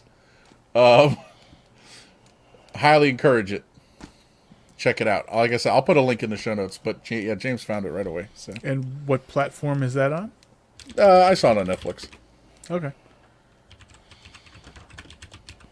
Thank you very much. Yes, sir. Gonna go down to James. Anything you want to talk about, like Tarkov related or anything for game theory? No, I mean I've been playing Galactic Civ 3. Is that similar to Civilization? Yeah, Okay. yeah, it's hard, man. It sucks. It's punishing, and I think I'm pretty much burnt out on it. But I had some fun playing that. I'm not gonna post about it. It's free on Epic right now. If you want to go to Epic Game Store and pick it up, it's free.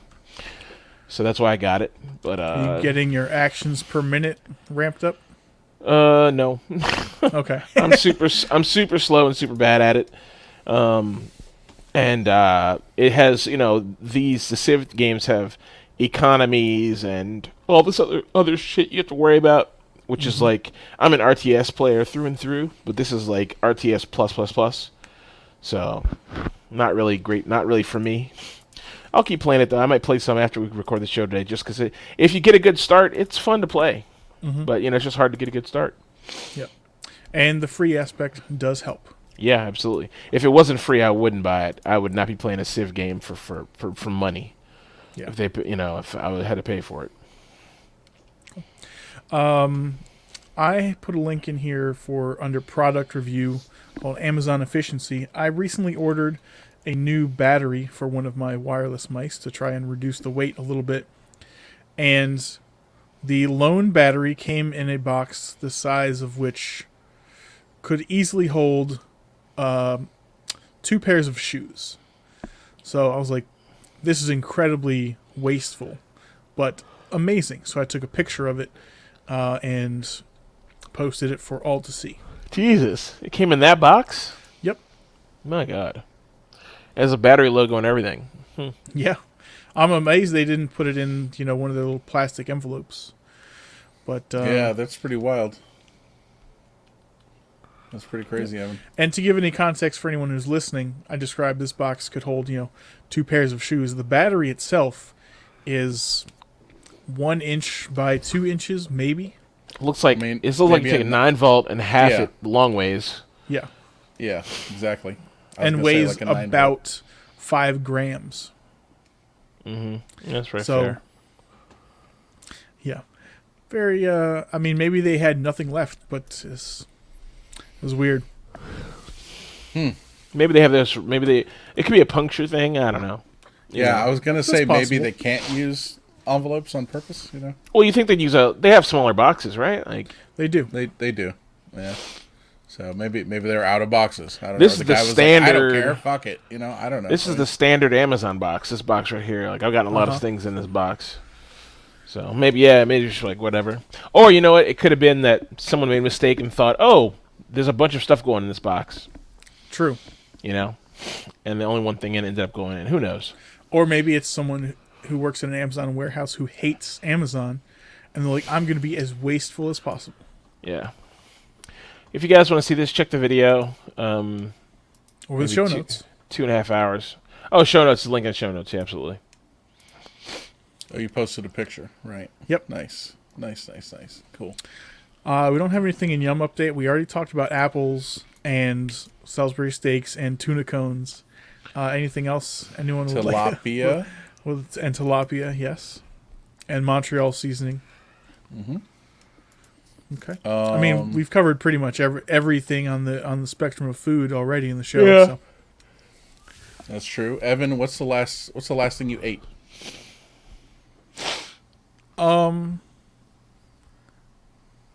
Last night, what did I have? I had actually, I had these trolley sour bright Oh, that's great. crawlers, very berry flavored. I'm on board with that. Nice. That's the last thing I ate. Dude, I had a Habario. I had like a handful of Habario gummy bears I found on the countertop yesterday at Jamie's house. It's like some random countertop. They were so good. I've missed those. I've missed gummies. So fucking good. James, I bought that bag for Jamie and gave it to him like 3 weeks ago.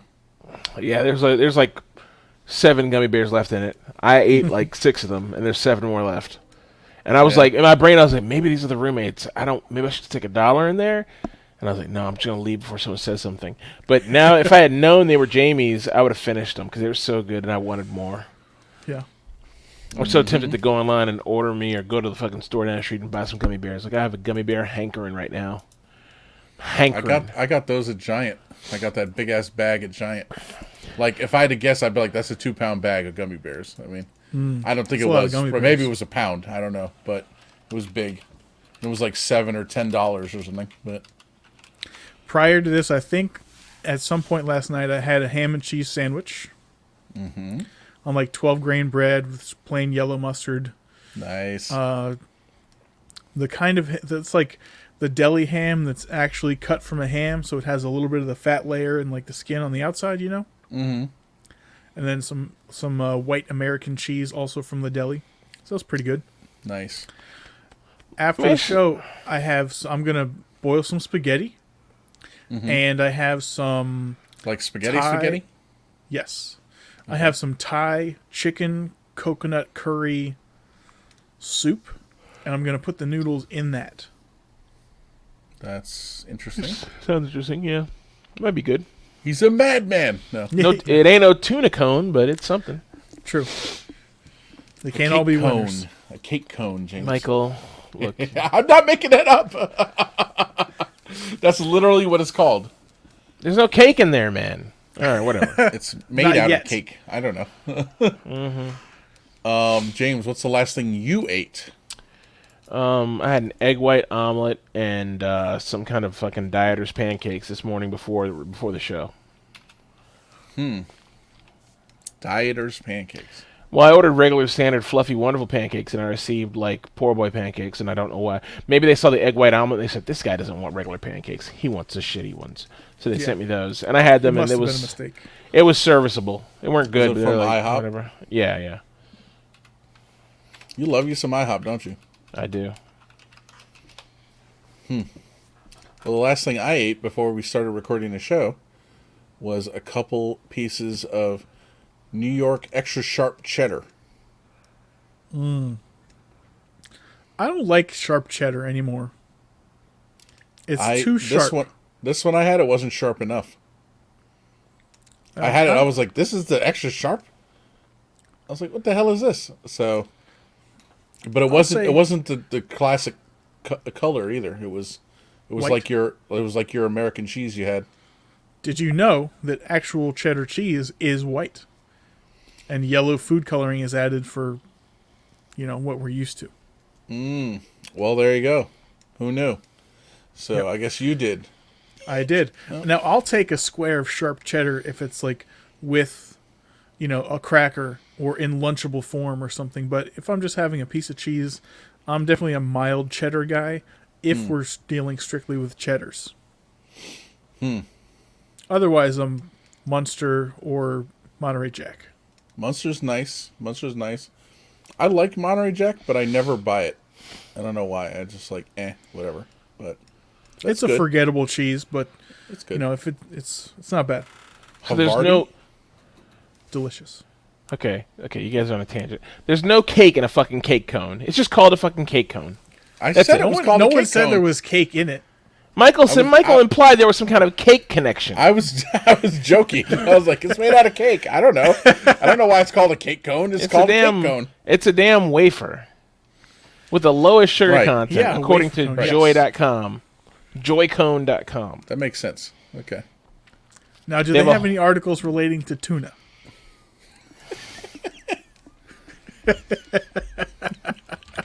I'm gonna chalk that up to the lust of the human being's lust of savory and sweet. Okay. That's what I think that is. I think savory and sweet always go together, even if it's in a weird combination like a ice cream cone, I'm not gonna say fucking cake cone, and tuna fish. So I typed in cake cone tuna, and one of the top ones is from Annie'sRecipes.com. It's tuna in ice cream cones. Hey, it's a thing. It's not too far off from tuna with crackers. It is really far off from tuna crackers. It's Evan, a stretch. when's the last time you ate this? When I was a child. Okay. You sure? Yes. Be honest. He's like, Yes. I'm eating it now. He picks it up. He's so Gentlemen, trying. I've got a Got surprise tears. for you. Yeah, tears streaming down his face. I'm sorry. Yeah. I can't stop. Yeah. Oh man. Yeah, it's been a long time, but I might have to revive the tradition. Do Maybe it. when you come into If town, you we'll do all it, have to have one. take a picture. Yep. Mm-hmm. Remember, you got to take a picture or it didn't happen. That's right. James took a picture of his food last night. We'll have to take a look at that at some I point. did. My phone, my camera has a food setting apparently. Ah, When I pointed the camera at the plate, and it was just like, oh, a little icon of a plate, a fork and knife came up on the bottom. I was like, hey, knows. It like knows it's smart. food. Yep. Well, James has a Galaxy S20 some shit. Or Note S20. S20. I should have held that for the 21. I would have paid the same price. I really got gypped on this one. Yeah. 21 came out like a couple weeks after I got this phone. Oh. I regret everything. Yeah. it has some extra features that you would never have used in the first place. Yeah, I mean, yeah. I have no idea what other features it has, but I don't know. Oh, well. Evan, you're still loving your what? My Your Samsung Magnavox, Galaxy A50. Oh, I'm okay. thinking about upgrading to like a Pixel 4a or maybe an LG V60 because I think LG is like not doing any more Androids and the V60 is their latest and greatest. But I wouldn't mind an upgrade. I did actually order a similar tablet to so I could make myself feel fancy with a larger screen and doing stonks when I don't want to have it up on my monitors. I ordered a Galaxy Tab A7, a Ooh. 10.4-inch Samsung tablet. That's nice. Yep, I got an open box on eBay for 175 instead of Hey, 230. that's not bad. Yeah, or actually, I got the 64 one, so instead of 250 or 300. But I look Nice. forward to playing around with it. That's cool. Yep. Yeah. All right, yeah, you'll have to let us know how that is. Yep. The last tablet I had, it worked okay for a while, and then, turned to shit. Yeah. So, remember James, our lovely, what were they called? Um, Our Google tablets? Nexus? yeah. The Nexus tablets. The Nexus Barely getting 7 use out of them. Big tablets? waste of money. Yeah. Yeah. I had the first gen, and you had the second gen. Yeah, yours had phone service, right? Yeah, I had Yeah. cellular Yeah, connectivity, yours had cellular. Yeah. which I had through AT&T. Haha. Of all things. Wouldn't do that again. But anyway, Yeah. Okay. Well, yeah. Well, we'll look forward to hearing about your tablet, Absolutely. Evan. Did you receive it already? No, it's should get here Tuesday, I think. Oh, okay. Nice. Yep. I got a cool case for it that looks like one of those marble notebooks. Okay. You'll have to show me what you're talking about. The I'm not marble sure. composition notebooks everyone used in elementary school. Oh. Sorry, I heard Marvel. Ah, that's fair. I do slur quite often when I'm drunk. Yeah. He's like, and I'm drunk on these crawlers. The only tablet I have right now is this Yeah. tablet. Is that And it's a Kindle? it's an Amazon Fire Fire, yeah, yeah. something. This thing was probably a piece of shit when it was new. Mm-hmm. You know, like literally, like my friend bought a 3-pack of these Oh God. for like $70 or something. So like this is basically a $33 tablet. You know, Yeah. when it was new like 2 or 3 years ago, and now it's like whatever, right? And this thing is just slow. You know, Probably okay. it's okay. For an e-reader. It's okay, but it's slow. But no, it's not an e-reader. That's the thing. It's a Fire. I mean, yeah, I could read books on it. But Yeah. If that's the you only know, thing you did. it's a full color, tablet with, it got Facebook on it if you want, Instagram, everything, But yeah, it's just slow. So I wouldn't mind having a speedier tablet. I just can't. I can't justify it to myself. This buy would be one. my first real go at like a tablet. Event like I like the idea of, I hate to say it, but like an iPad Pro, like a 12-inch one. Mm-hmm. You can, draw on it nicely and it's, quick and everything. But, for my first go round, I'm not willing to drop $800 on a tablet. Right. My mom has an iPad, just a regular iPad, like just iPad, right? And it's the base model, like 32 gigs of storage, which usually it's like $329, but sometimes you can find them on sale for like $250, $280.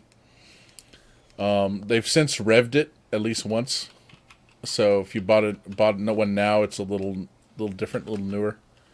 But hers works really well, and I'm like, it's the bigger one, it's like, I think hers is 9.7 inch, something like that, It works well. She likes it. She basically just uses it for Facebook, I think. Yeah. But I want minimum 10-inch screen. And that's Right. why the 12-inch, iPad is interesting. I think, Samsung makes one that's comparable. It's also roughly $1,000, but we'll get there someday. Well, even hers, you can use that Apple Pen on it. Mm-hmm.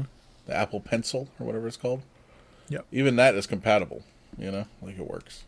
I didn't buy one because what's she gonna use that for? Nothing. Yeah. So. That's the your problem with all doodles. these tablets. Like, unless you have a reason, like you're looking at stocks or something. Like, what are you going to do with any of this stuff? It's a cool novelty to have, but it's like, what am I actually going to do with Well, this? it's like either I'm going to be using my computer, or right now I'm going to be using my phone, which honestly I use quite a bit. You know how many times I've been sitting here in front of my computer, just like this, and I'll be sitting here using my phone instead. Spoiled. Yeah, And me it's too. either quicker or a better interface on the phone. Yeah. Which is crazy. So probably same thing with the tablet, but it's a little bigger. You got a little more room, blah blah blah. So I think I can see the appeal. You know. I mean, for me, it's getting this for a purpose. It's not going to be like casual browsing. I got a vertical stand for it. I'm going to have Robinhood and Webull, like widgets displaying information like next to my monitor. Ah, okay. Okay, that's a little different. Yeah. It's purpose built. Purpose purchased. Can you use that piece of shit Windows 10 tablet to do that? I could, maybe, though it is like an actual Windows 10 OS. Computer. Yeah. No. So I don't know if as we've all seen, Robinhood and Webull on Windows is basically unusable, whereas their apps are pretty good. Yeah. Their mobile apps are pretty good. So I don't know what I would be able to use on my other, technically, tablet. Now, I have not looked into this myself, so I might be talking out of my ass, but can you not run mobile apps on your computer? I don't know. And, I realize, it's not as simple as just like click, click, click, boom, I'm running it. Maybe there's some hoops you got to jump through. Emulation, whatnot, But, You can now on the new M1 Apple. there it How is. about that? Maybe There some it Linux is. systems as well. There it is. I And don't you're know about absolutely Windows, right. There you go. So that's interesting. I think what Dave told me is that you can link your Samsung phone, and maybe it's all Google phones, I don't know, but you can link your Samsung phone to your Windows computer, Yeah, it's just Samsung. Samsung and you has can some show special stuff that's on your app from or your something. Samsung onto your computer. I have to look into that. Yeah. Yeah. So James, Just as a novelty now that I bought this other thing. Yeah, I'm supposed to get supposed to download the app. It's a Microsoft app, but it only works for Samsung phones, according to Dave. But Is it Samsung Dex or something like that? so there's an app that came with my phone that does that, and it might be called Dex. I never tried it. I was like, I don't know if I'm really interested in hooking a weird proprietary Samsung app to my computer. But he said there's a Microsoft app that either does the same thing, or it's an integration of this other Samsung app, or the Samsung has support of this app. I don't know. So I'll try the Microsoft one. I'll probably get it today and screw around with it and just see you what know I it's see. called? Android for Windows or something like that, or Android. I don't know. It's a Microsoft app. Can you, if when you figure out whatever it is, can you put it in the show notes? Sure, yeah. Just because I be might cool. want to check it out, take a look, see what the deal is. And I'll send you this thing that Dave was talking to you about yesterday. It's called Beeper, which is a now universal messaging app. Nice. It's supposed to cover everything, like even give you access to iMessage even if you have an Android phone. That kind of thing. So I haven't looked into it deeply yet. I'll look forward to hearing about it. But Dave mentioned it, and so I'll just put it in the show notes here so people can take a look at it. Mm-hmm. But it sounds promising. I wonder if Bridge it compromises. the gap.